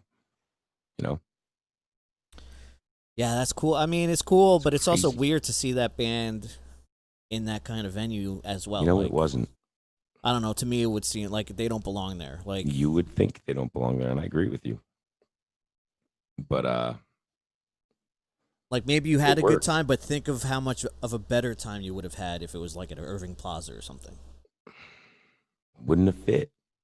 Dude, it was like Irving Plaza. Forget wouldn't have fit. Like Irving Plaza is sold out when it's sold out, and that's it. Like you can't get any more than sold out. So once that building is packed, think of how awesome it would be to fucking see them in that building. You know what I mean? That's awesome. Yeah, I've seen the Misfits. Well, not the Glen Dancing Misfits. Right. I've seen the Misfits in Irving Plaza before.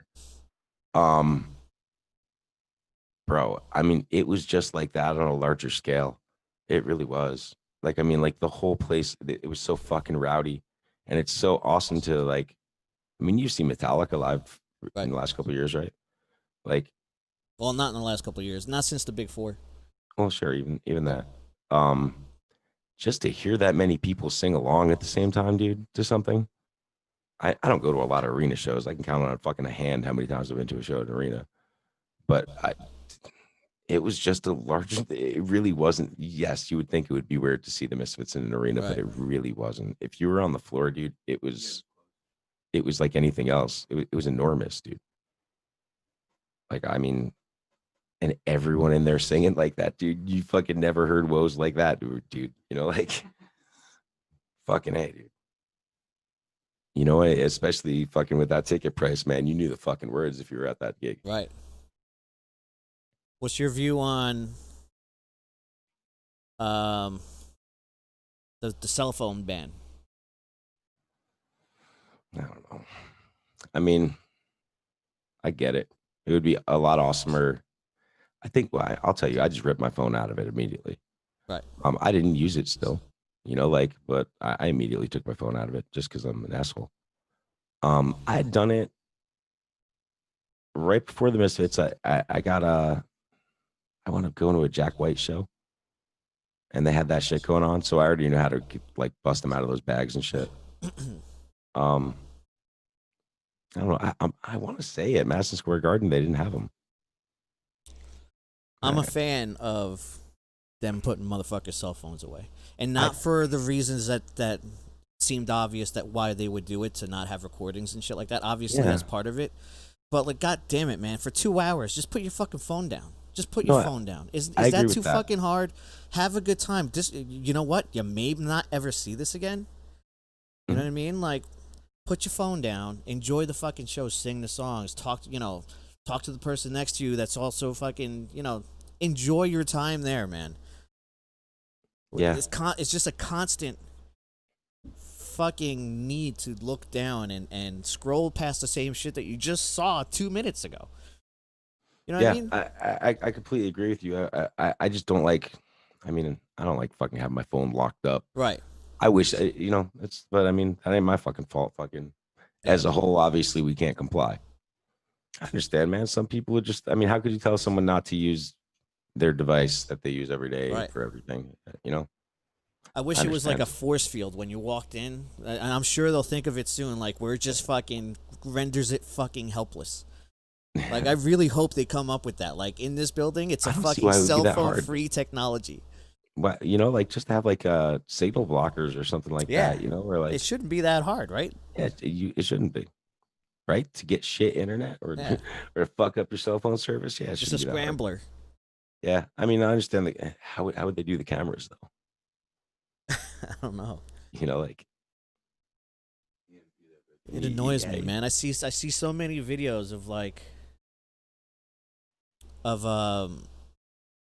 whether it be a show I played and like it's like Inception of well, cell phones. uh, you know, I don't know. I don't. There are some shows that there's no footage of, and I'm like, people had a good time there. That's awesome. Like, if, you know what I mean? Like, I don't know. I'm both ways about it that way.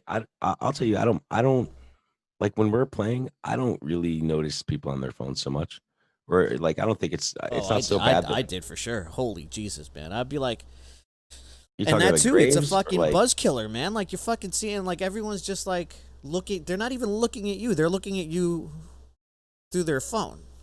Sure, I appreciate being able to see our shows on YouTube after the fact, or like being like, oh, or stumbling upon one of our shows on YouTube. I think it's awesome that I could find that stuff, and so like I appreciate it.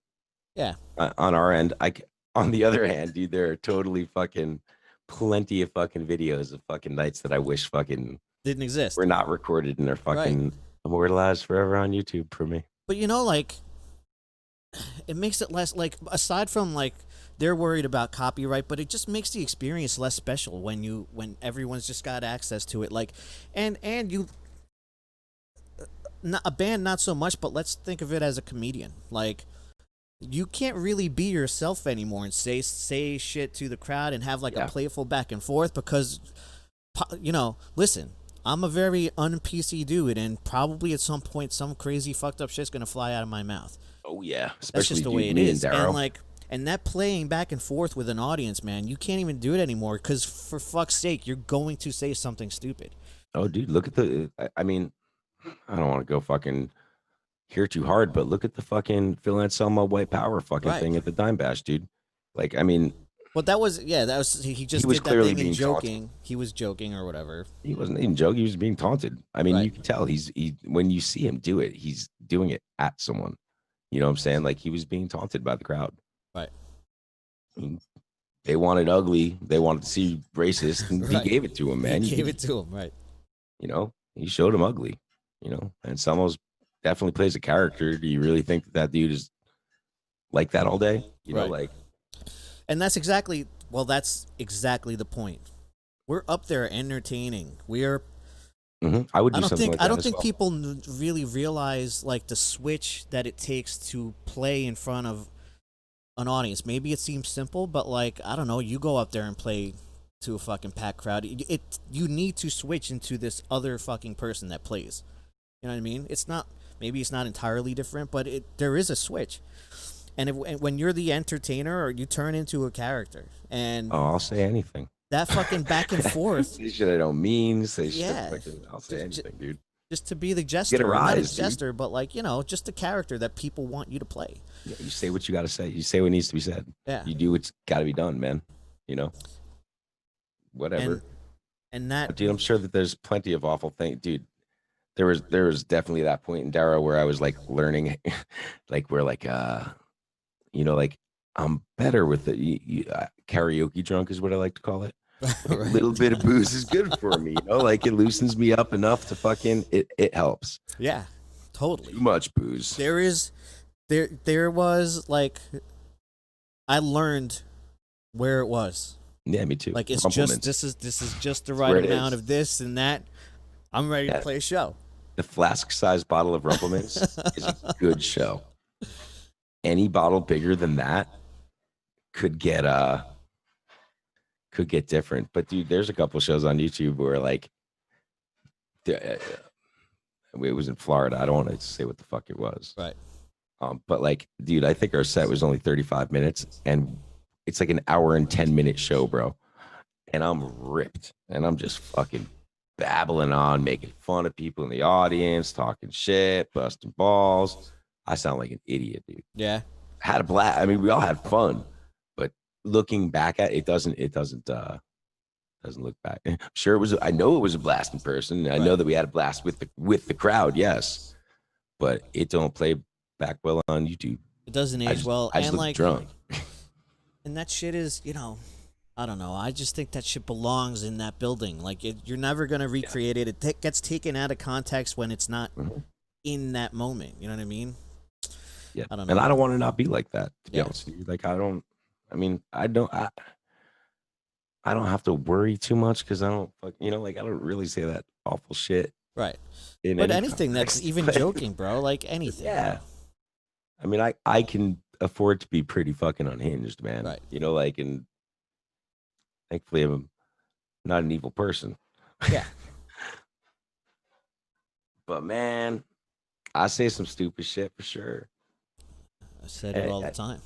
I think I would. I don't know. I have to. As much as I hate when I see like awful performances, or like handicapped moments or something, like that one show where you're on drums and I'm on guitar or something.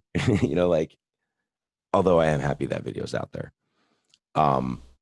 Those moments I definitely wish weren't there. But I think overall I appreciate the videos being out there, man.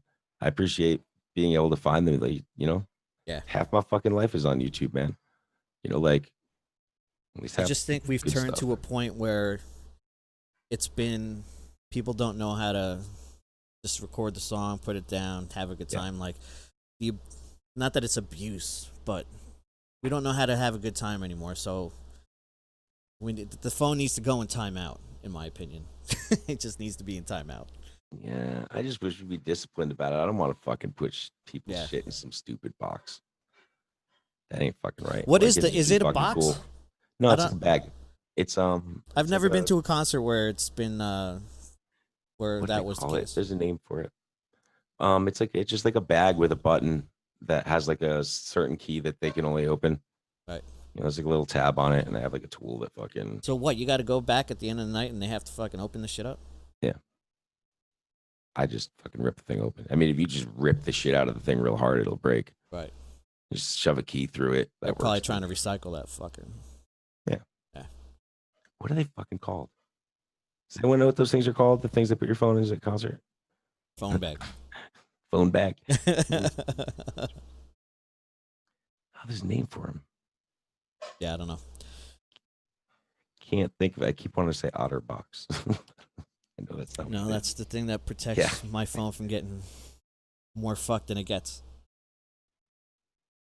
Fucking what was the last concert you went to before there were no concerts? Dude, it might be MSG. Yeah?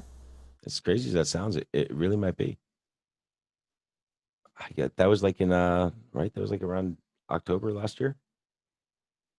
Probably, dude. I've never seen a live concert in Tennessee in my life. So nothing there. Nothing I there. came home for fucking the Misfit show. Yeah, man. You didn't see one show in Memphis or Jackson or wherever the fuck you were?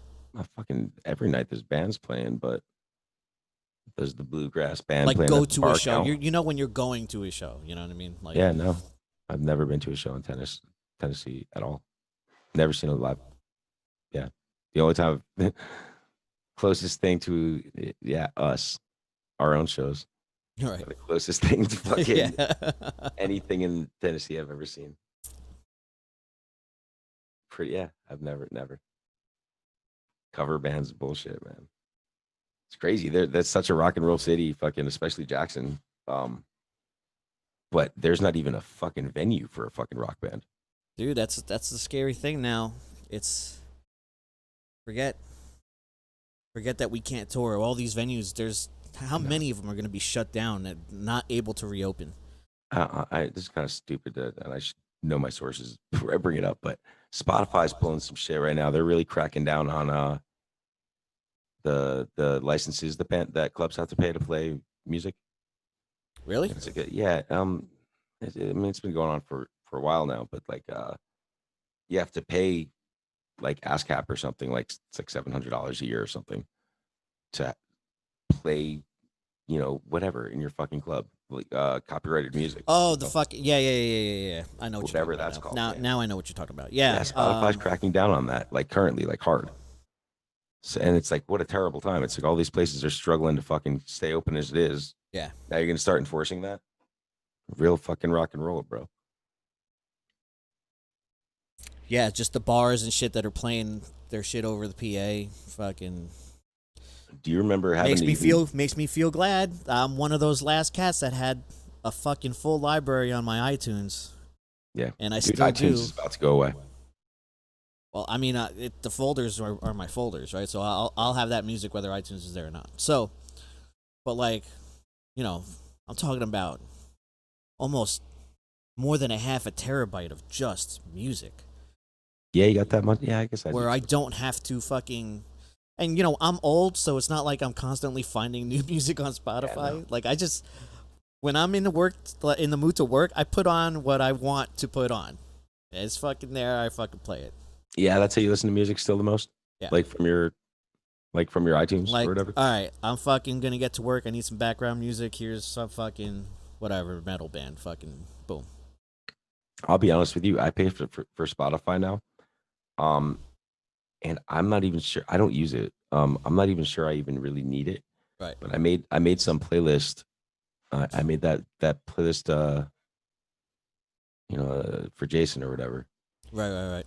And I didn't really understand how it worked with that shit. Like if my playlist would be like public or not if I didn't pay for Spotify. So ever since I made that playlist, I just started paying for Spotify. Or I think I was already in like a free trial at the moment, and I've What been the paying fuck is for the it just playlist called? songs to conjure Jason Trioxin. I've not seen this. Oh, dude, you would love it. You would enjoy listening to it. It's I mean, dude, I nailed it. I knew I did too. It's there's songs to conjure Jason Trioxin. I guess I'll have to look it up. I mean, it's exactly what it is, man. It's on Spotify under my name, But yeah, Joe Vast. Spotify is fuck cracking down on. How the fuck do they know? How do they know what? How do they know that a fucking bar is playing some music from Spotify and I guess if you're not paying it, man, they send spies in. Um, it's easy. They just send people in to fucking dude live. For instance, like if a club doesn't pay that and we're to go in the venue and play a fucking cover song, they yeah, they should be paying for that. Like because they're charging to get in or charging for service or hosting entertainment. Even dude, if they're playing the fucking radio, be it Spotify, their own CD, hmm fucking they have a D, whatever it is. If they're playing music for the public, it's considered entertainment and they're supposed to pay for it. Now, as a musician, like I want to be like, yeah, they should be paying that and we deserve that. right. But you're And we do. losing you know, you're But what losing the your fuck? venues right now. That's what I'm saying. Yeah. Am I getting any more money because of that? Like we're still getting like 0.2 cents a fucking play. Right. Like not making none of us are getting rich on fucking Spotify, really. Um, and yeah, it's hurting us more because we have less venues. Like so. I mean, I have to side with the fucking venues and saying that's bullshit, or it's not that it's bullshit. It just shouldn't be that much. Yeah. It's a. I heard last night that it's only around $700-800. I don't know if that was for a brewery. So my friend who like owns a brewery said it was like $800. I don't know if that's like a flat rate or if Or if that's it's more for bigger venues, right? yeah, I don't Like know. it could go for like what your capacity is or whatever. But I mean, that's another bill a year, man. You know, the Yep. fucking dive bars don't make an awful lot of money, man. Like it's rough, man. And you're absolutely right, man. Yeah, a lot of them is Like, just trying to pay their staff, man. Like, yeah, dude, I fucking worked plenty of dive bars and fucking know damn well how much money we don't make. Fucking like really, you'd be yeah. surprised. Um, You know what? The other thing I fucking stopped. Someone posted about Spotify.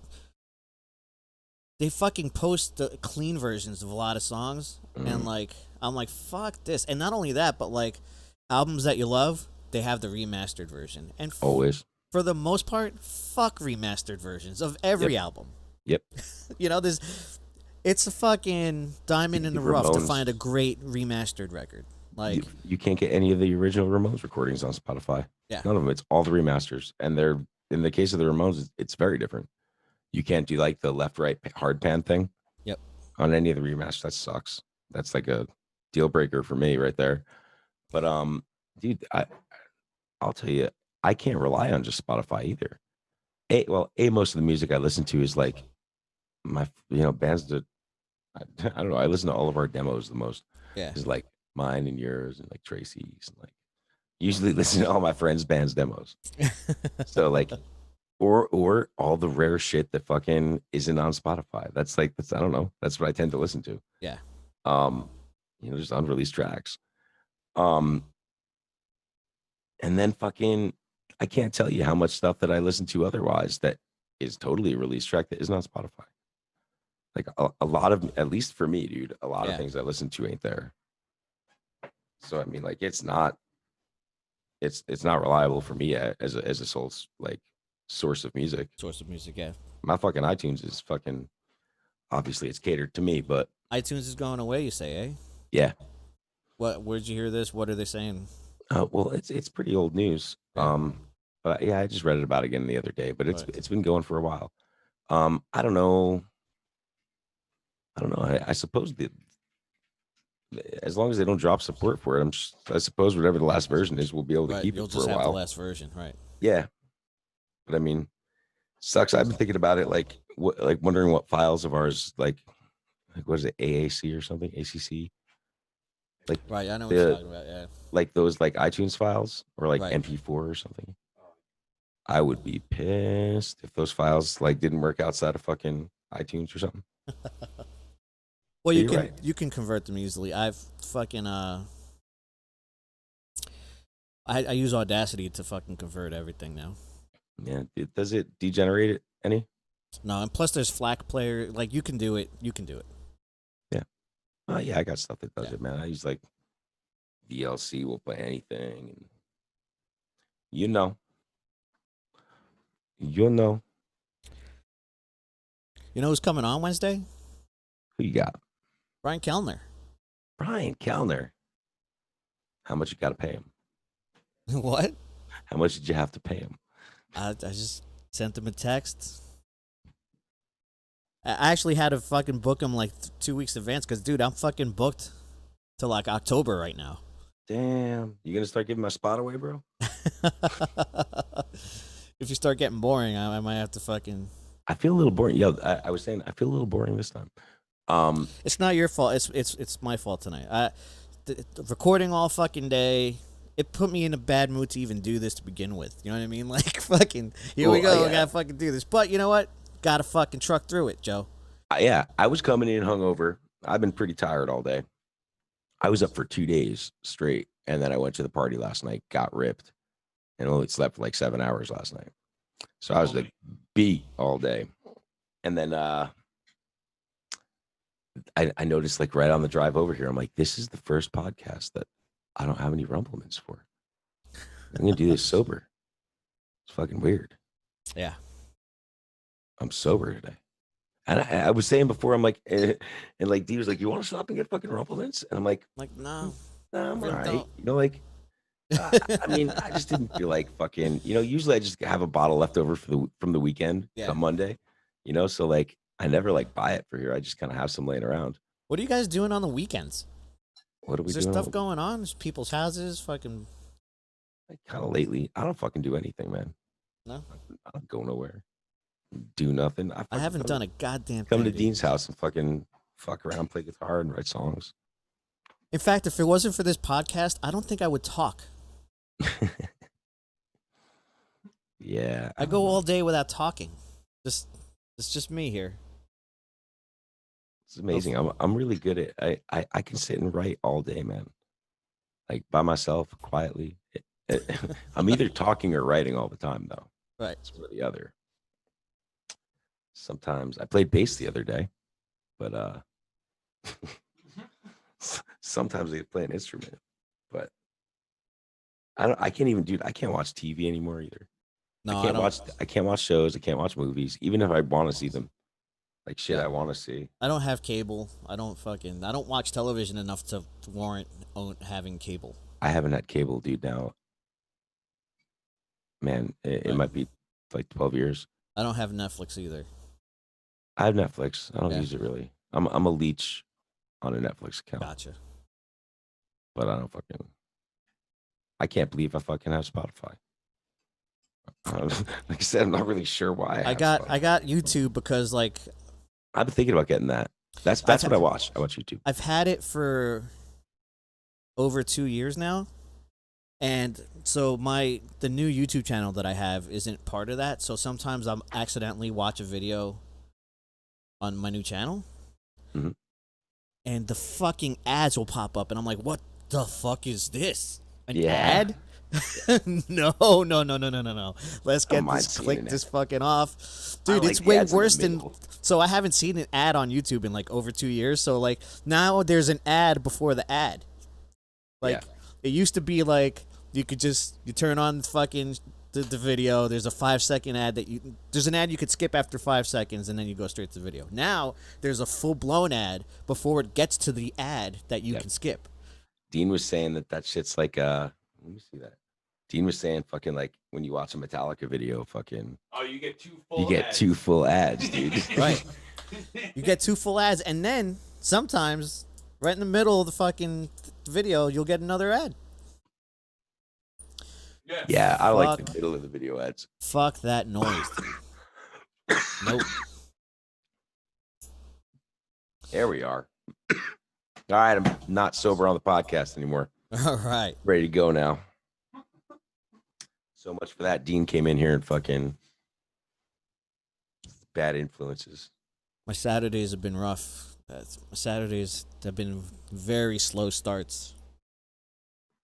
Because maybe you don't see me drink a lot on the show, but like now that I've had like a cup or a glass or two, it's fucking Friday night. I'm already like, let's fucking go.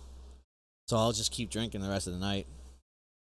Dude, last Friday after the show with Rick Carrillo, I ended up fucking getting drunk Taco Bell and fucking slamming like 10 tacos or whatever the fuck.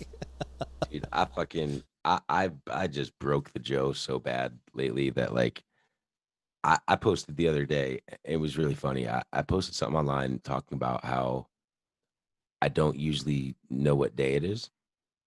And sometimes I don't know what month it is. And I was serious. And Right. and within that, I said I heard today was Friday. Today? And no, the day that I posted it, okay, whatever. gotcha. And I was fucking wrong then too. I really wasn't making a joke. Like I thought it was Friday, Right. and it was Thursday when I posted it or Saturday or something. But what I'm saying is I broke the Joe so much that like when it's Friday, I don't usually know when it's Friday or Saturday. So like it'll just like all I have is like how long it feels since the last time I partied in my mind. Like It's been a while since I partied. yeah, dude. So to me, like I'll party just as hard on a Monday or a Tuesday Right. and then Friday and Saturday will go by. I won't even know what day it was when it passed. Like I'm just, especially now in quarantine, man. I have like nothing that tethers me to any type of fucking schedule, really. Like this is my tether. Monday, this show. yeah. This show is my The show tether. will do it. Yeah, I guess Monday is my thing, but I'll tell you with that, dude. Like I've been jamming with you on Mondays, getting fucking drunk. That's the other thing is I don't fucking drink at home. That's not true. Lately, I have been a little more. It's a fucking liquor store across the street from my house now. Goddamn Rumpelman's fucking distillery across the street. Damn, son. Dude, they got those flask bottles and shit. They got all the bottles. They got every size. They got a fucking bottle for any mood I'm in. Right across the street. It ain't no good. They ain't no good. It's fucking. But I mean, I don't know. I usually don't fucking. You know, it is. I always think about that shit. Like, especially that one year. Like, I think it was like 2014 through 16. I was working at Dingbats as Right. bartender, and 3 months on, 3 months off on the Graves fucking grind. So it was 2 straight years, dude, that I was literally in a bar every fucking night. Right. As soon as I came home from tour, I would just go back to work at Dingbats. So I mean, dude, when we're on the road, I drink every single fucking night. And when I'm fucking bartending, I drink every single fucking night. And then as soon as I come home from that though, dude, I don't even remember that drinking exists. It's crazy. Like Yeah. I don't, if it wasn't for like all you guys and fucking, I just would never drink. Like I should, on paper, I should be a full blown fucking alcoholic. Right. You know, like it's amazing. It's amazing that I like when I'm in that environment, I drink. It's totally the environment. I'm definitely a very social drinker. And fuck, I mean, I know Yeah, I've done it here on Fridays because that's the gimmick of the show. But Yeah. like,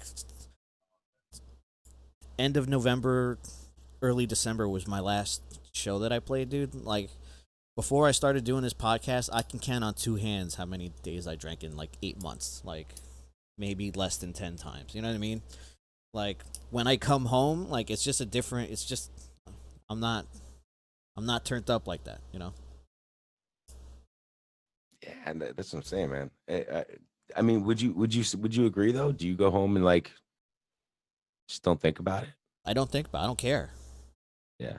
I mean, you definitely drink. You know, you're Yeah, but that's more what I'm saying. enthusiastic drinker than me. Yeah, like when I'm here, since I had been home before I started this podcast, dude, literally maybe 10 times since December. Yeah. It's not a lot of drinking. Especially, I mean, like I could show you the other side of the coin for both of us though too. Is like living in your old house in Wycliffe Lake. Those All days we are did the was best. sit home and drink. Right. But that was going out. You know, like Right. It's not like, yeah, we had people over all the time. It Yeah. was fucking mayhem. oh Going yeah. fucking Old Town. Remember Old Town? Jesus. Yep.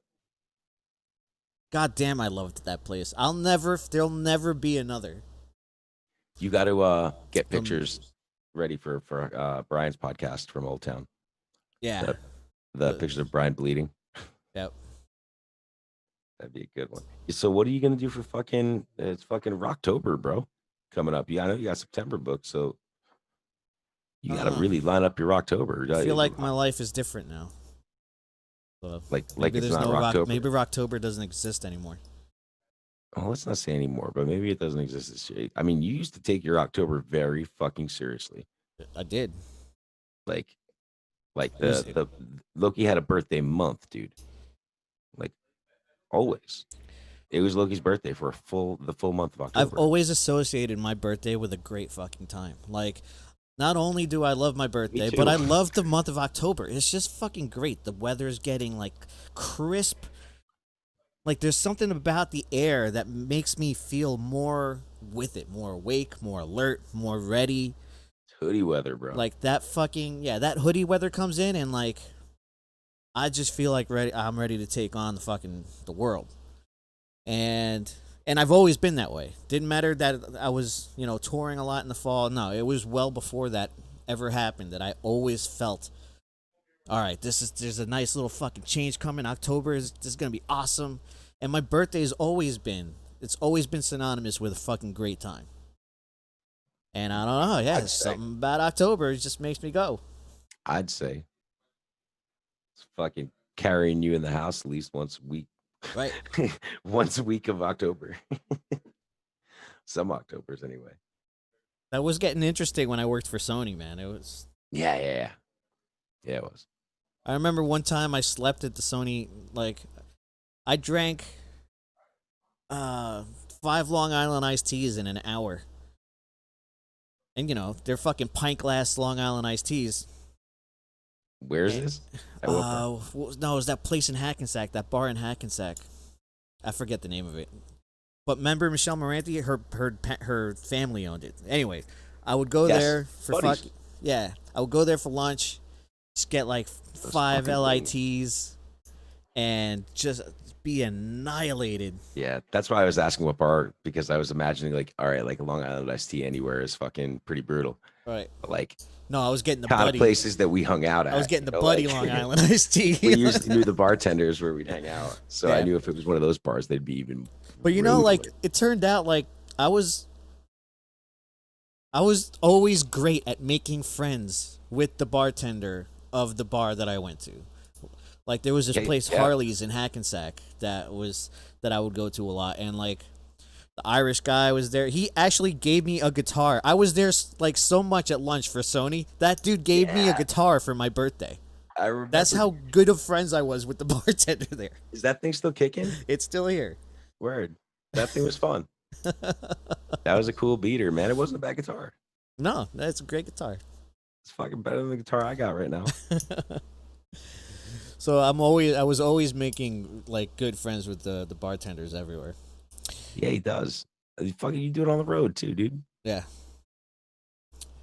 And Not me, man. I'm a dick. so and a yeah, I drank those 5 in an hour that one time, and I came back, and I was just by the time 3 p.m. rolled around, I was just so hammered, dude. And you know Yeah. when I get to that level of hammered, I tell people I gotta go. It's time to go. You were like a fucking lunch rock star.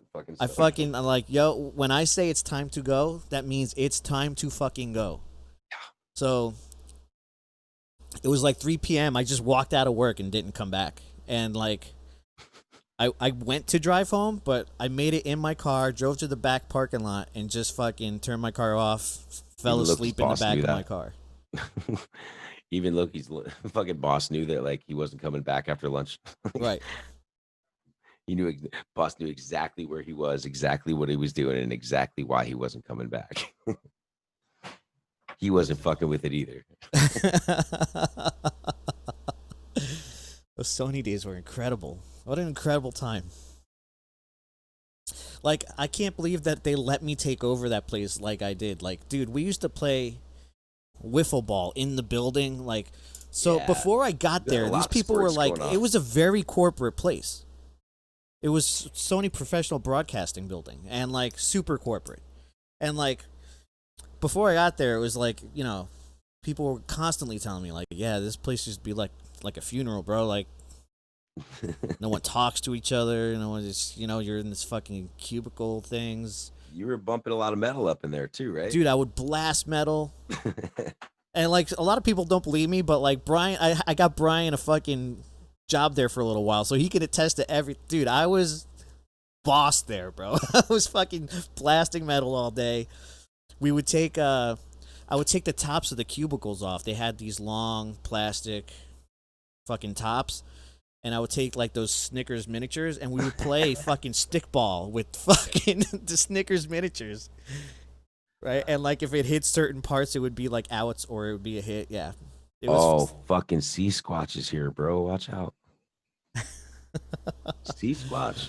Brian Kellner, there he is. He just bumped in on the fucking chat, man. Oh yeah? Yeah, there Brian. he is. Brian was there for a little while, and could attest to everything that I'm fucking saying, man. It was all true. We used to play two-hand touch football outside, like during work. We was just, like, whatever. Two-hand touch football. Do you remember like did you ever in like gym class or like PE? Do you ever play capture the flag with like the belt and the fucking two fucking not capture the Fuck flag yeah. or like football with the tags?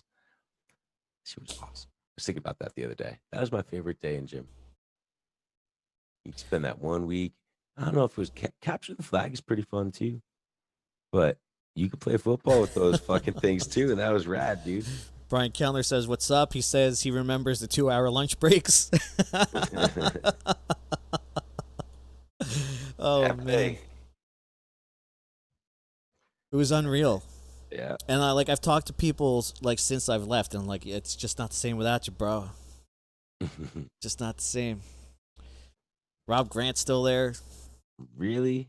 Yeah, that guy still works there. I'm Damn. surprised that place is still open.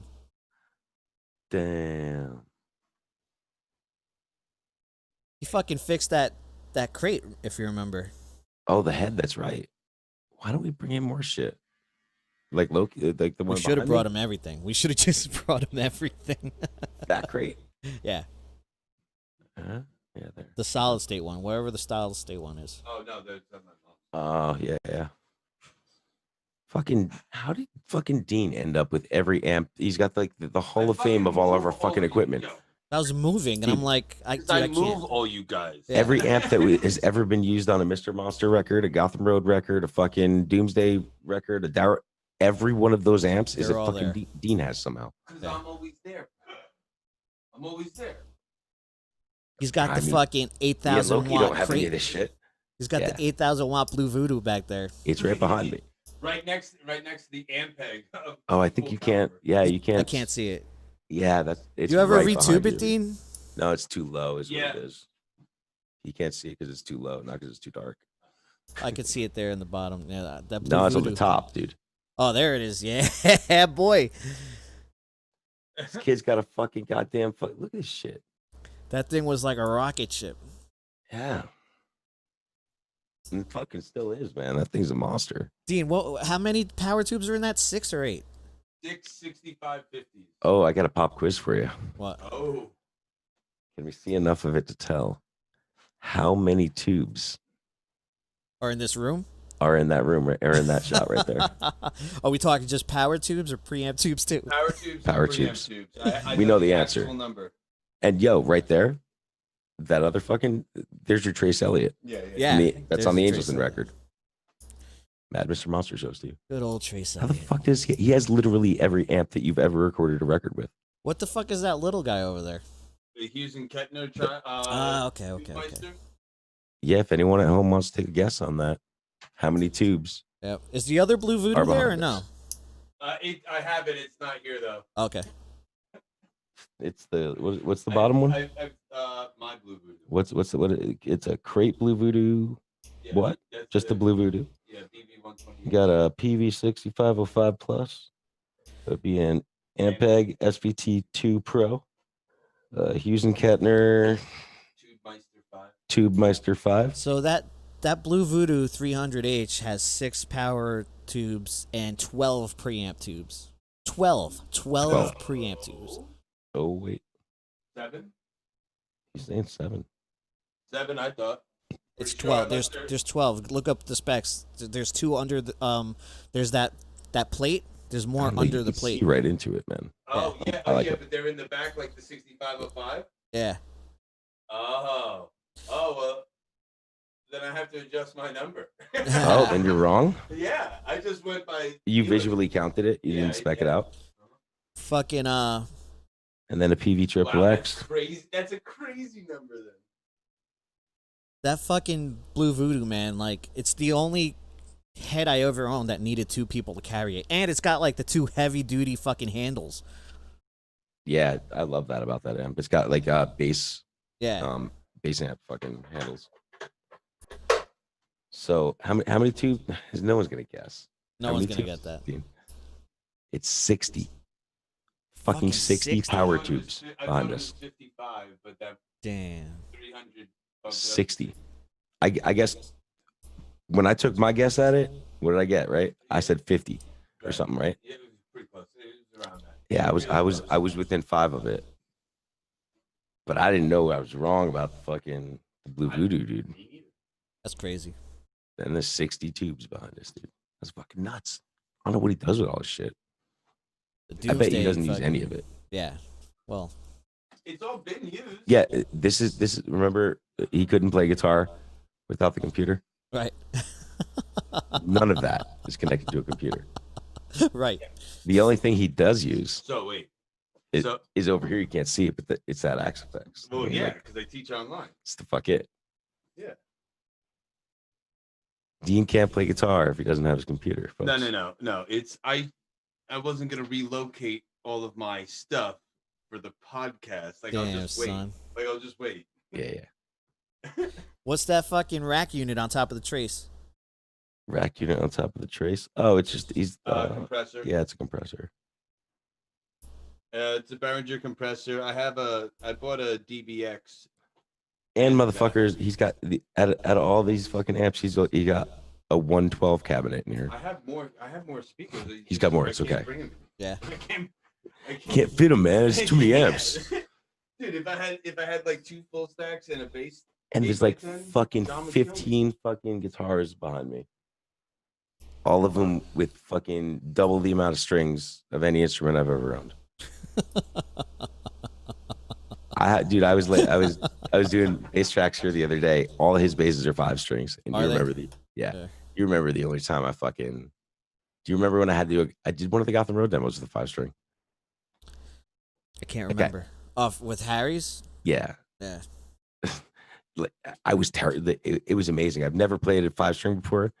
And like this, you put it in my hand and I completely forgot how to play bass. Like, I was just like in the studio, dude. It blew. I just couldn't not play the bottom string. Like it fucking blew my mind. The first time I ever played it was on one of those recordings, though.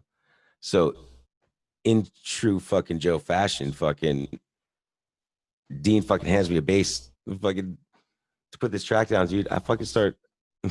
I guess I got like fucking 3 takes through it, dude, before I just like fucking I detuned the thing. Like I detuned it all the way. And then fucking What, just so it was pulled so the you string wouldn't off use the it? nut, dude. Right. I just pulled it off the nut and threw it over the neck. I had like an inch before the fucking E string on the neck. Man. But it was That's still so how easier. that's how you played that bass line? Yeah. That's Yeah, hilarious. I threw the 5th string over the nut. Dude, like the whole time my fucking thumb was like over the string, over the fucking because the string was like You had so all much down the extra neck. space. I had so much extra space. You have no idea. Fucking, what are these kids at fucking 5 strings, dude? Just tune it down. 7. He's got. Some people need 5 strings, bro. Hold on, He no, fucking fix that thing. for real. For real, I have those things because I had to play down low, Now you fix and it. I had to Boom. play a Queen Dude, song. he's and got a it went guitar. really high. He's got 2 guitars. He has 2 guitars here that have 8 strings. 8 strings. Yeah, huh? A guitar. 8 strings. What are you fucking? What's he doing I with finally have a 7 string again, Joe. Whoa! it? Yeah. A Schecter. Cool. A Hellraiser? Did you end up with it? Did you get it cheap? Did you fucking? Can't talk You about like- it here. Oh, I bet you I know how you got that. I don't know what you think, maybe but not. I can't talk about it here. Gotcha. I didn't Now- steal now it. I didn't steal it. Before I- anyone thinks that's why I can't. No, I did not steal anything. But I thought can't you were talk gonna about say through someone that we know that is connected with Schecter is what I would have guessed. no. wouldn't- It's I a wouldn't- better I- story than that. Fucking A. Yeah. I've never had a guitar with 7 strings. Still trying to figure out the 6, man. Like I don't play the Life bottom threw one 2. back at me. I got one stolen from me, so this one was given to me. Yeah, you got a lot more than one fucking stolen from me, Right. buddy. I seen pictures recently of my rig. Oh, I'm not even talking about just that last time. that I can fucking think of fucking 3 or 4 guitars of yours that were stolen well before yeah. you got jacked that time. Like easy. Dude, you fucking blew my mind with that white Fender. Forgot you had that thing. Yeah, right. Loki used to have the coolest. And there's fucking- definitely pictures of me with It wasn't the a way they, Stratocaster. It was like a Like black. It looked like an Ibanez. It was a Fender, but it like looked like an RG Ibanez or like a Jackson or it was a something. Japanese Fender. It was awesome, dude. It was total like metal caster thing. It was like a a RG. metal caster. That's Yeah, awesome. it did. It had Yeah. Trademark. Oh, it totally had the RG shape. humbuckers. Totally RG and not fucking. And it was Stratocaster.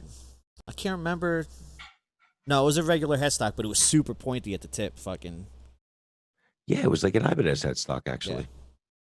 It was fucking awesome, and it was like pearloid white or like just like off white with a black pickguard.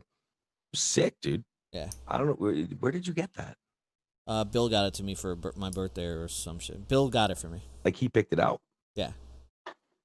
It's a good pick, man. My the guitar I played, Mr. Monster, like all the time. The Ibanez S470. Right. That thing, I didn't pick that thing out either. That was kind of like my mom and her boyfriend bought that for me. Just fucking, I got lucky and worked, man. But I didn't pick that guitar for shit. I'm just fucking, it picked me. Same thing. Is that the guitar we got back from Mr. Jim? Yep. Yes, sir. That thing fucking, yeah, picked me. Those things rule. Wasn't that Steve Vai who was playing those things? Yes, the thinner Satriani. Satriani. Same thing. Steve Vai had the one with the fucking Yingling. handle. Yeah, the handle, the gem. Yeah. Yeah, Satriani, Steve Vai. One of them just got hair. One of them. Stop it. Same shit. Stop it. You don't be like that. I'd be honest with you, dude. I can tell you wholeheartedly that I You couldn't shut your dirty mouth. I right couldn't now. hum you. I couldn't hum you a lick. I couldn't hum you one of their licks. I'm sure I've heard that. If you played me something, I'm sure I've heard it.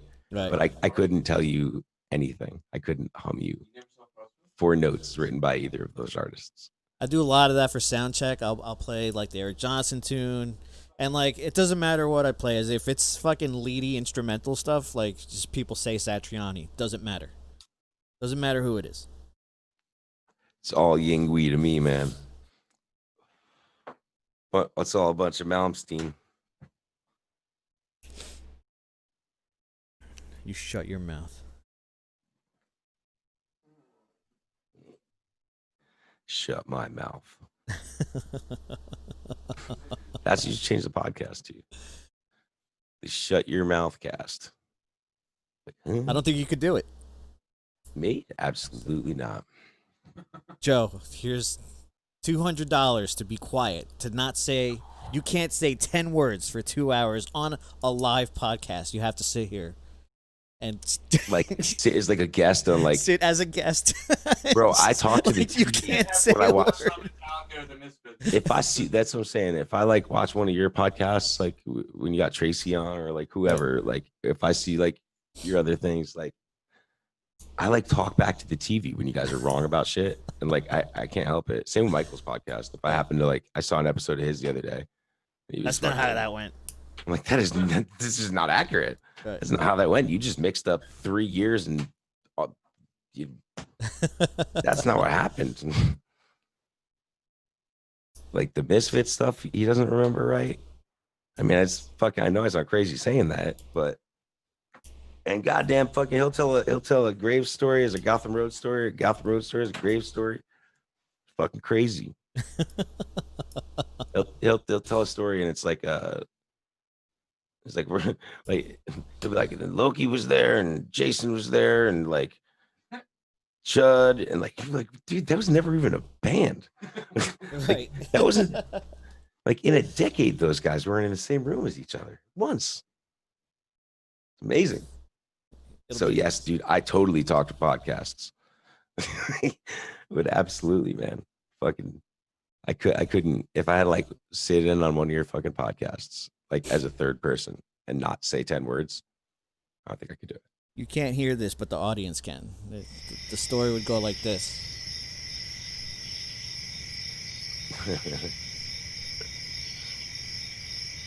That'd be a lot of the story right there. That's the cricket noises. That's crazy. I think it's awesome. I think it's awesome to hear the stories from everyone's perspective like that, Yeah. man. You know, so I check it out when I see it. I mean, even to hear like you and Tony talk, dude, watching your and Tony's, I watched the episode with Tony, and he remembers some shit that fucking I would have never remembered, man. Yeah. He had like his whole story about like driving up the mountain. Yeah, that was good. I completely forgot about that. He was because those are things we throw away. Yeah, you gotta forget about that stuff. That is absolutely one of the most unsafe situations I've ever been in on the road, and that is before having a gun pulled out his you know, like Right. that was more unsafe than having a gun in front of my face by a landslide. It was almost a landslide, a van slide. Damn. Damn. Now talk about the weather. Oh, yeah, that's Rick Carrillo. I never noticed that. Is that like really? Dude, it's you know what it drives me insane is no matter who does it, it doesn't matter if it's you, a pilot, like small talk drives me fucking nuts. I get uncomfortable with small talk. Like I can't Yeah. like and you know, Really, as a sports guy? cuz sports guys not small talk. Like you talk It's about not what small happened last night, like Fun or a game. special event. Like Yeah, small great talk game. is like, how's the mom? Oh, good, good. Okay, How yeah. about that game? Grandma's all right. Has she moved her bowels this week? That's small talk. Yeah. Fucking, no, yo, did you see the game last night? Fucking, it was awesome. Fucking game 7. That shit happens, once a year. Fucking, that's not small talk. It's fucking current events. But like when you hear the crickets like this. So how's the weather? Yeah, it's getting cool. It's cooled off here. It's starting to feel like weather again. And the elevation sure is elevated. Like I can't fucking do it, bro. I can't do it. That's entertainment? Come on. This is entertaining you people? I don't know, man. I can't like. I don't know if I'm entertained today, man. Do you remember? Because we used to talk about this a lot. Like, we would get mad when people who liked shitty music liked our band. Oh yeah. Again, Like- insulting. I would find insulting all the time. Yeah. I still do. Absolutely. Like you don't count. Like Right. if you're like a fan of ours and you listen to ICP, it's like not having a fan. Like it's like, well, they don't even count. Like they don't listen to good music at all. So like I don't know. Yeah. That takes one down, dude. You Straight fucking up. like X Word, bro? Like, no, Yeah, don't. absolutely. That's a great example. Just don't come here listening to my fucking band then. Like, you don't know anything about probably- music. Yeah, you probably like us for a superficial reason at that point. Yeah. Like, it's one thing to support a band or like a band, but you actually listen to the tunes, man. You actually like that, All right. and you like this. Like, it doesn't make sense, man. Well, that's how I feel now that I'm trying to do this. Like, I feel the same way now. Like, you're entertained by this fucking. Maybe I suck too. Maybe we all suck, Joe. It could be. It really might be, dude. We could just all suck. Because a lot of people that We were fucking. never I any mean, fucking listen. good. I understand people are supporting a scene or a community or things like that. Yeah. But like I'm talking about listening to music. Like listen to music. I can't listen to that. Like I can't imagine like listening to that and then also listen. It's just I don't even know how to put it, man. Yeah. Like Dr. Chud's X Word is not a good band, dude. Like those are like that. They are not good. That record is not good. Right. So like, and you listen to us, It would, yeah. And you're. and we're good too. So like, so are we just that then? We're that. That's what I always thought. And I'm like, oh man, I don't know about this. Maybe I picked the wrong career. I can only hope that that's like supporting. You're just a supportive scene. person. You're supporting the scene or a community, but I get, maybe I'm biased, man. Maybe I'm just like, my ego says that everyone, like, maybe people don't listen to the tunes as much. Like, you know what I'm saying? Right. Like maybe they just like the artwork and like the dude that buy the shirt, record's all right, and click the like button. And that's it, I've never had someone say, "Oh, I actually listen to your guys' shit." Like as opposed to anything else. Actually, maybe I have. But I like ICP. Remember, we used to fucking get, you know, not that we throw down, but verbally like just lay down the gauntlet. Like, yo, ICP, nah, you can't. That shit's whack. I that's a big thing with me. I mean, that's like if I was like anythingist, like I would be like a juggaloist. Like I have no tolerance for that. Like what I don't know what it's just not acceptable to me. What is it about juggalos that fucking gets you going here? Dude, when I was like before I even heard the term juggalo, before I even saw what ICP looked like, before I knew that they were clowns, I was like 12 or 13 when I first heard that band. And like my friends were listening to them and shit. And like I remember just hearing it from other people listening to it and like being embarrassed. Like I was like, you guys like I felt like lonely, you know, like and like it was the first thing that all my friends like. I didn't like everything my friends like, but this was so off base. It's like this is what the people I hang out with like or listen to. Like it was just awful. Like all the lyrics were terrible. Like I felt like at like 12 or 13, I'm like, this is just listening to their music. It was like just the lyrics, the how corny it was. It just Yeah. it I just think like more than anything, it was it's just always been super, insulting. super corny.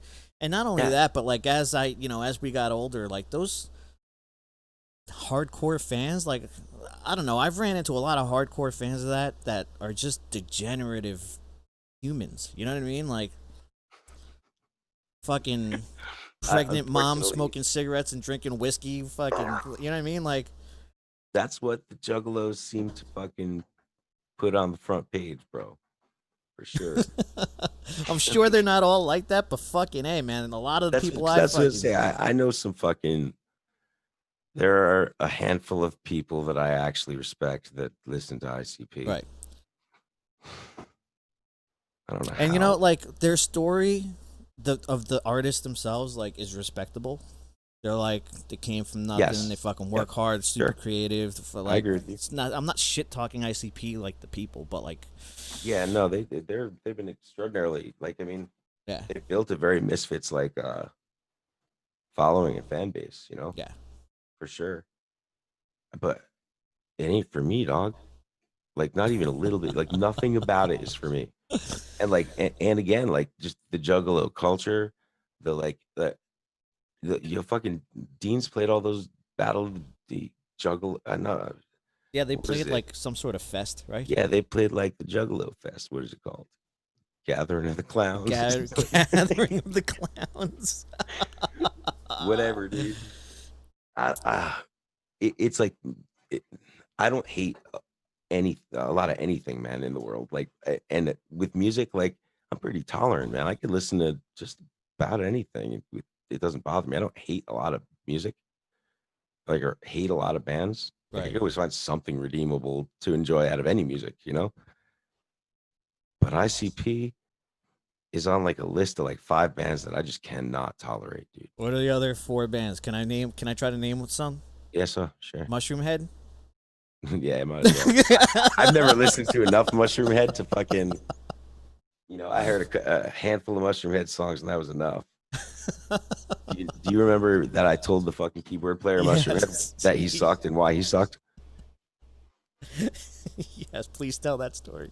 I was like on and off dating this girl, on and off dating this girl. I was at Brian Kilner's house, and she picks me up.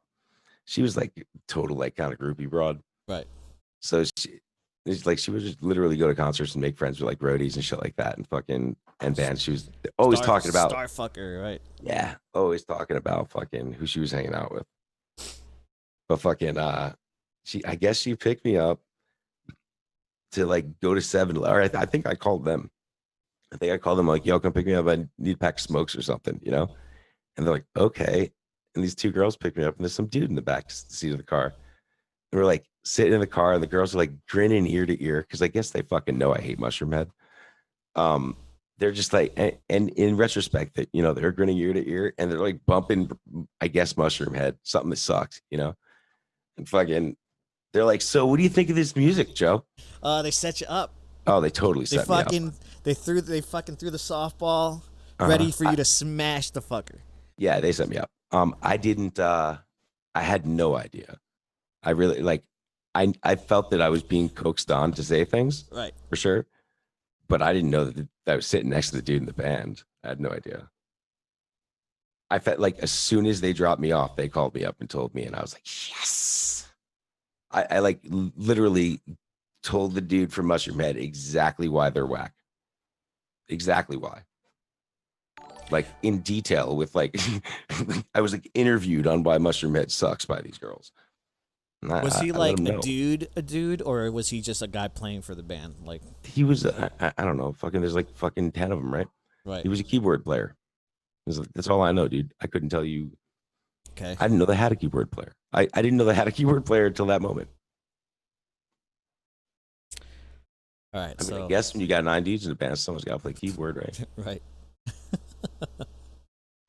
Who else? Who else would you say? I thought you were gonna guess. I don't like vehemently hate fucking Mushroom Head. Right. I mean, they suck. But there's just no use. Well, there's for no them. reason to hate a lot of bands, but Yeah, some no. of them just fucking are terrible. That's what, like I'll tell you, Seal. You hate As weird as Seal? that is, I hate Seal. Why would you hate Seal? I just hate him. Dude, I hate his voice. I hate his face. I hate his Seal. face. I hate his face. You don't like that song that everyone I- loves? Dude, that when that song "Kissed by a Rose" and the Batman soundtrack came out and that shit was on TV, I just hate it for some reason. Did you hate Batman at that point? Like, Batman wasn't that good. He ruined fucking Batman for you. No, Fucking well, Seal ruined Batman. I don't know what it is.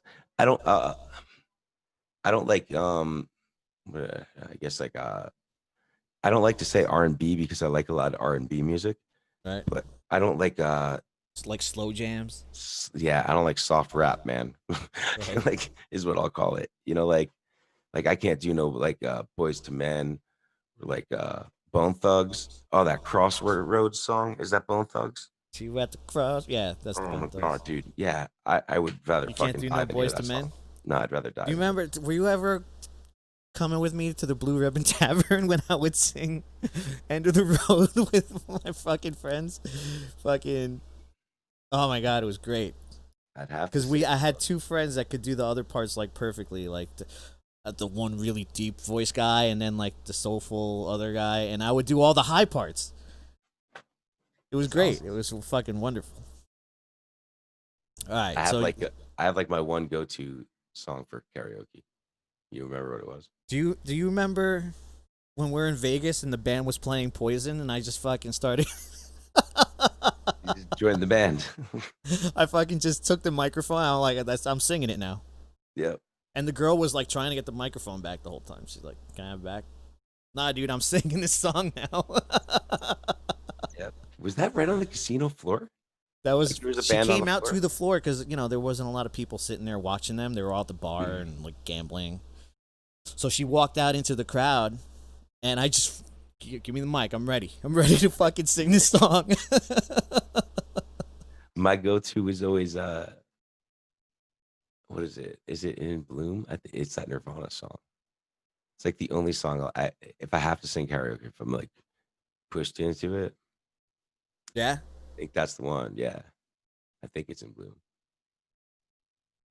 That's it. That's all I do. It's my one See, song. 'Cause what- they don't got a lot of other shit. I mean, you dealing with Right. karaoke songs, man. Like it's not a lot to pick from.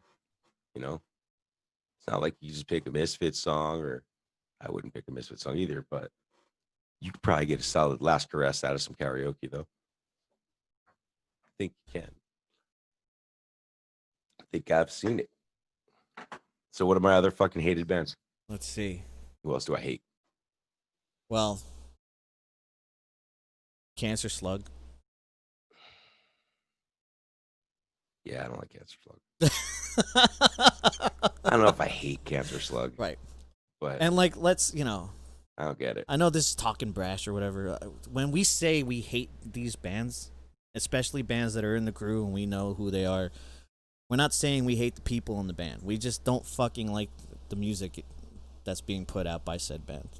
And Yeah, I don't Cancer know. Slug's just one of those bands I can't get.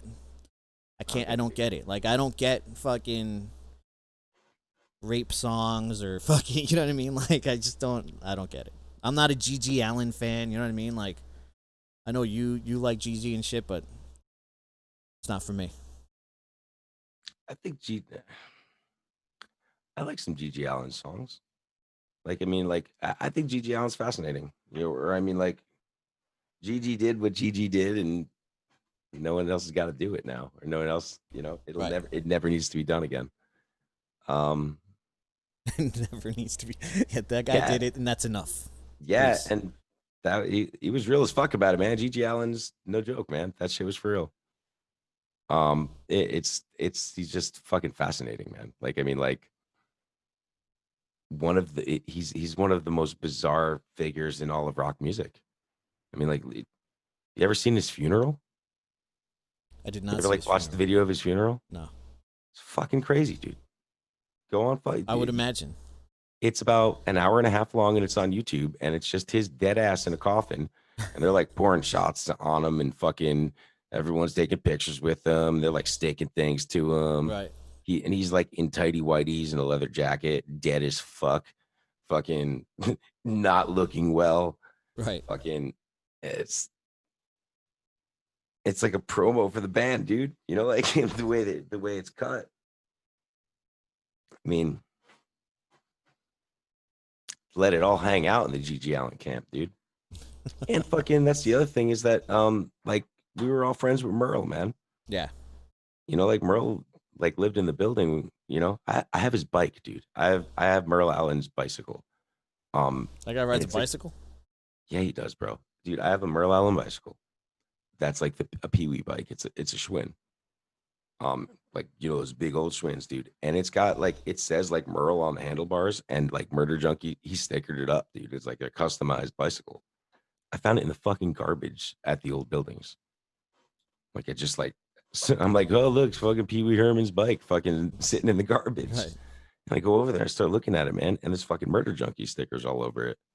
And I guess like he must have left it in one of the garages or the storage units of someone's. And then this girl moved out and she had it. I guess she was either Just holding dump it. on to it for him Yeah. or she just threw it away. She didn't try to sell it. She didn't, I mean, even like as a bike, you know, like, oh, it's Merle Allen's bike, but it's awesome, dude. It's got fucking, it's a goddamn Murder Junkie's bike, bro. It's GG Allen's brother's bike. It's in my garage. So give me one more band that you hate. Oh man, I don't really, to be honest with you. Is there one more prominent like that you really just can't fucking stand to listen to? Hate. All right, hate is a strong word because we don't know these people Sure. personally. Like, I don't hate Alex Story, but fucking I can't stand Cancer Slug. But what can't you stand to listen to? Like, it comes on, you're like, please turn this shit off. Well, for the record, I don't. Cancer Slug isn't on my list. That's not. I wouldn't put them on my hate list. Right. I don't even know. I don't think that one counts. Not for me anyway. I don't think I hate Cancer Slug. I do. I mean, it doesn't. I don't like it and I don't like it for different reasons. But like, Right. it doesn't hurt my head to hear it. You know, like Right. I can't listen to fucking ICP. I can't listen to fucking like X Word or something like that. I can't say like it's just kind of it's like embarrassing or something. You're embarrassed for that. No, I don't know. You're not even in it. Why are you embarrassed? And- Just that and it's you know on in your what? presence. Like, Yeah. stop it. Yeah, I can't be around IC because like if other people see me in some ICP song, don't take a picture, video or something, man. I don't want to, Right. I don't want to be in like no Juggalos Gone Wild video or something, like I fucking already in band with Dean. He played Gathering of the Juggalos. Gathering of the Juggalos. That's what it was, man. Not Gathering of the Clowns. Gathering of the Juggalos. Is that what I said? Yeah, no. Right. Yeah, The Gathering. That's what they call it, man. I'm in the fucking Juggalo house right now, actually. I'm pretty sure everyone who lives here is down with the clown. Watch myself. No, man, I don't do Juggalos. That's for sure. I fucking, yeah, modern, I guess that like Five Finger Death Punch is pretty fucking, useless. I don't know enough of them to even know that it would be on. Like if Oh, it was I don't playing, either. I could tell you. Yeah, I guess I wouldn't know their song specifically, but I would know it sucked. like if I Like, was at a bar and like it came on, I wouldn't even know that yeah, it I was wouldn't know them. them from Nickelback. Sure, I can't. I Like, didn't realize how much Nickelback's fucking Canada's pride. Fucking are Canadians. they Canadian? Eh? Yeah. They're Canadian. Eh? Dude, we drove through Alberta, I think, You went and for a rip in Alberta. in the guy's hometown where he was born, there's a fucking sign that says he was born there. Yeah, man. They fucking love it. Someone asked. I did not see the Garbage Pail Kids video. I'm seeing your posts now. In the comments. Yeah, Ohio's got a lot of juggalos. Is that where they're from? No. No? Where are they from? I don't know where they're from. Doesn't matter. I got it. That's got to be some Midwestern shit, man. Right. Tell you that much. I no. Oh, duh, Detroit. Detroit. All right, one last one. What can't you? It turns on and you're like, I gotta get out of here. Man, I don't know. I really don't. Oh, Michigan. Yeah, Detroit, Michigan. Duh. Same shit. Yeah.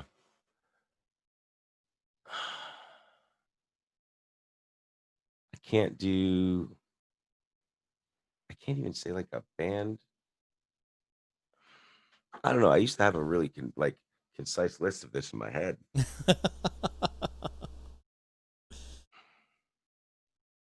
Oh well. Yeah, I don't know, man. I'm surprised. I'm a little short on like, because I guess we're overthinking it now too. Right. You know, like I'm trying to like make it real special here. You know, like because now you're asking me like, do I hate ICP like I hate X word, or do I like, you know, like I hate all these things for different reasons. You know, like, yeah, I can't do the Pantera light metal. Are there bands you hate because they were dicks to you?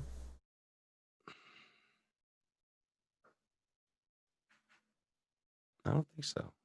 I can't recall a moment. Who was a dick to me? Alan Roberts was a dick to me when Was we were he? kids. Remember that? Yeah. I don't remember anything. Oh, you probably do. I What used do to you get my do? balls busted. He wasn't really a dick, I guess. I guess he played like he was playing at Ding or Connections Okay. with Among Thieves. Gesundheit. Oh, I love thinking. What? I love that thing. Among Thieves, they're great. Yeah. They're Among Thieves was playing, and he had like an Ibanez RG SG Sunger series bass, and I asked him what type of bass it was. I knew what type of bass it was. And he just looked at me, and goes, "It's a custom," and I was like, "Thanks, It's dude." He was custom. like real like a jerk about it. And Alan Roberts is a really nice guy, from what I understand too. Right. But that was like the first time I ever had like an exchange with that dude. I got my balls busted by like Brian would probably remember that, or Germs and shit, man. Like all the time they would always be like, "It's custom." Shut up, Joe. Right. I was just so nerding out because he had a cool. It was obviously a custom, or it was an odd Ibanez sound gear. You know, Fucking, who's a jerk? now being that guy in a band that's fucking people are asking you questions every day of your fucking life. I'm more understanding of people having a bad attitude. Absolutely. Because you don't know what 100. fucking happened that day. You don't you know have if no idea. like my mom died. You don't know if fucking my girlfriend's just being like I'm not getting along with her. Like Mhm. you don't know anything. You don't know if You don't know that. nothing. You don't know that we had 2 16-hour drives in a row, Right. and we haven't slept in 48 hours. Yeah. So like yes, I'm not gonna be the Yeah, most, not everyone's fucking 100% awesome all the time. Yeah, I'm not gonna be the most welcoming person 24 hours a day. Yeah. I might have just drove for 8 hours and have like the peak of my road rage is just like trying to calm down here. Dude, it's to the point where I'm straight biased on those things. Like I don't believe anything I see unless I saw it with my own eyes like that. Right. Like anytime I see like band dude did this, like anytime I see any dude, any public figure accused of anything, Right. like that someone's outing them for, I immediately presume that fucking That is that bullshit. there's some bullshit. Yeah, that there's some bullshit. Or just a I immediately side misunderstanding or with some the shit. with the artist. Right. Yeah, because I've just seen it so many times, dude. So many times. It's like what was the other dude? I got us in trouble for it What? once. With the casualties. We were, Oh, or we're at least supposed to I was play- totally made to look like a dick. We're supposed to be playing in Canada with them or something? Of two bands, like two bands and crew, like it was Black Cat Attack, Darrow. Black Cat Attack and Darrow were doing a Canadian tour together. Right. And a couple of the dates we were piggybacking onto the Casualties tour. We were supposed to. And we're like, so we had like 2 shows in a row that were with the Casualties. So I was really stoked. I'm like, that's fucking awesome. You know, we're going up to Canada. We're going to play some fucking awesome shows up there too. You know, like it's not even like, it's cool. We really get an opportunity to play up there. And then I guess we're not like, just gonna play someone's fucking closet. We're actually gonna play a show. Yeah. And fucking, I guess like right around that time, the news about something came out in the press about one of the guys from the Casualties that there's some sexual allegations. I don't remember what it was. Something I don't remember like that. either. And the guy totally got canceled, so to speak. The term canceled, but didn't exist yet then. But Right. he was canceled, right? And everyone was like, or I think the question was, is that all the bands were going to back out of the show, like, Right. so the Casualties, you know, as to not support the Casualties. And you guys were all like, Black Cat Attack was all about it. All y'all and Darrow were all about it. And I was like, that fucking sucks, man. I was like, how do you know that fucking guy did it? You know, like, like that's a early example of fucking me being like that. And I'll say it. I don't know. I'll still say don't it know now. The way I was said guilty. it then is that it doesn't matter if you did it. Perception is reality. You know, you You're put yourself absolutely in shitty situations You're right. that could be misconstrued for one thing and the other, and like perception is reality. So Oh, unless the you world- can fucking outright, you know, you go out there and defend yourself or whatever. And I believe that guy. I don't know what happened to that guy. I didn't follow I don't the know. fucking story. I don't know how it turned out either. But you know, it's you have there are more relationships and things at stake than just this poor guy who's going through what he's going through. Like it's the venue is trying to make a statement about like we don't support this. So at some point, like, all right, man, like I get it. Sorry, dude. Like you're out on this one, you know. Yeah. Until you clear your fucking name, which you have every fucking. He probably had every opportunity to fucking do. If the whole world thinks you're an asshole and you're not an asshole, you're an asshole. You know, it doesn't matter if the whole world thinks you're I don't know, an asshole, and you're not an asshole. You're an asshole. Right. So I mean, you're right. Perception's reality, man. Definitely fucking reality, bro. I mean, you're right. That's why I lost that one, I guess. Right. But I get pissed about that shit, man. I believe the fucking 9 times out of 10 when a fucking not to say that fucking public figures don't fucking do fucked up shit by any means. Every person does fucked up shit. I am Sure. guilty of doing fucked up shit. And I've fucking openly said that I've done and sometimes do idiotic things. Yeah. You know what I mean? But I don't know. There's some things that are more fucked up than others. You know what I'm saying? Yeah. I don't know, man. This world's going crazy with that cancel culture shit and all that, man. Fuck that. That's goddamn crazy. Do you imagine if we're still in I hate at this day and age? No. But, I mean, I still look at the name and Actually, I'm like... it's no different than it ever was, actually. It's coming from your perspective, so if that's racist, then you're probably racist. Exactly. Well, that was kind of the point of the fucking name. Yeah. Yeah, if you immediately presume that's a racist fucking statement, that means you're the one that's racist. Yeah, then you just had a racist thought. Right. The first thing that came to your mind was obviously racist because Michael on bass and fucking comments. Yeah. That's like a handful of shows. Bro, That's crazy. He was Michael Toombs, bro. His little dude, he went under the surname Michael Toombs. in And I hate the color. when we're in Latin America, everywhere that I saw it was Miguelito Tumbas. Oh yeah, yeah. Miguelito Tumbas.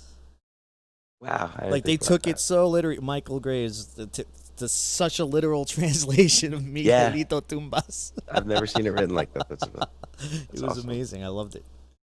Yeah, that's cool. All right, we've been on for 2:40, guys. Thank you for checking us out. Fucking, I can't believe some of you stuck till the end. Wednesday we got Brian Kellner. On Friday we got Wolfer. What? Yeah, we have the Wolf. So you could tell me if I'm wrong here, but he's kind of like an administrator of the Trioxin tribute thing. He's kind of puts things dude, together. He's kind of does the admin daddy. of all that stuff, right? Yeah, he grabbed the bull by its horns with that stuff. Yes. Right. So Sean's been, he was friends with Joe well before Joe ever even fucking knew me. And fucking, he was hanging out with Ralph and Jason too, way back in the day before I even joined Angelson. So, Dude, straight up, it's Wolfer's fault that I got pulled into all these bands. yeah, Like that, I even put the first real formed band I was ever in was because of Wolfer. The first band I ever wrote songs for was his band. Like, he made me have a horror punk name. And he forced me to come up with a stage name. forced you. I was like you at first. I was like, why do I have to have a fucking name? I'm not wearing fucking makeup. Right. What are you kidding me? No, it's stupid. I'm just gonna play guitar. We're a fucking band. Like Wolfer was the one who talked me into it all, man. I had a stupid name, they said. So fuck yeah. So Wolfer, he'll be on Friday and has a lot of stories. There's a time where I lived with Wolfer and that was interesting. So I'm sure we'll fucking hit on that for a little bit. And yeah, Brian's also been there from the very fucking beginning of our fucking thing. Like, in fact, before I even met you guys, I fucking took Devin to Lollapalooza. You too? I mean, I'm not saying I did. And I left her there.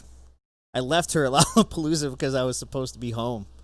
And I had my parents' car, and I was not supposed to be in New York City. You hear that, Brian? So no, I gave her every chance to fucking come back. I'm like, yo, like we all agreed, like, all right, we're gonna fucking meet here this time.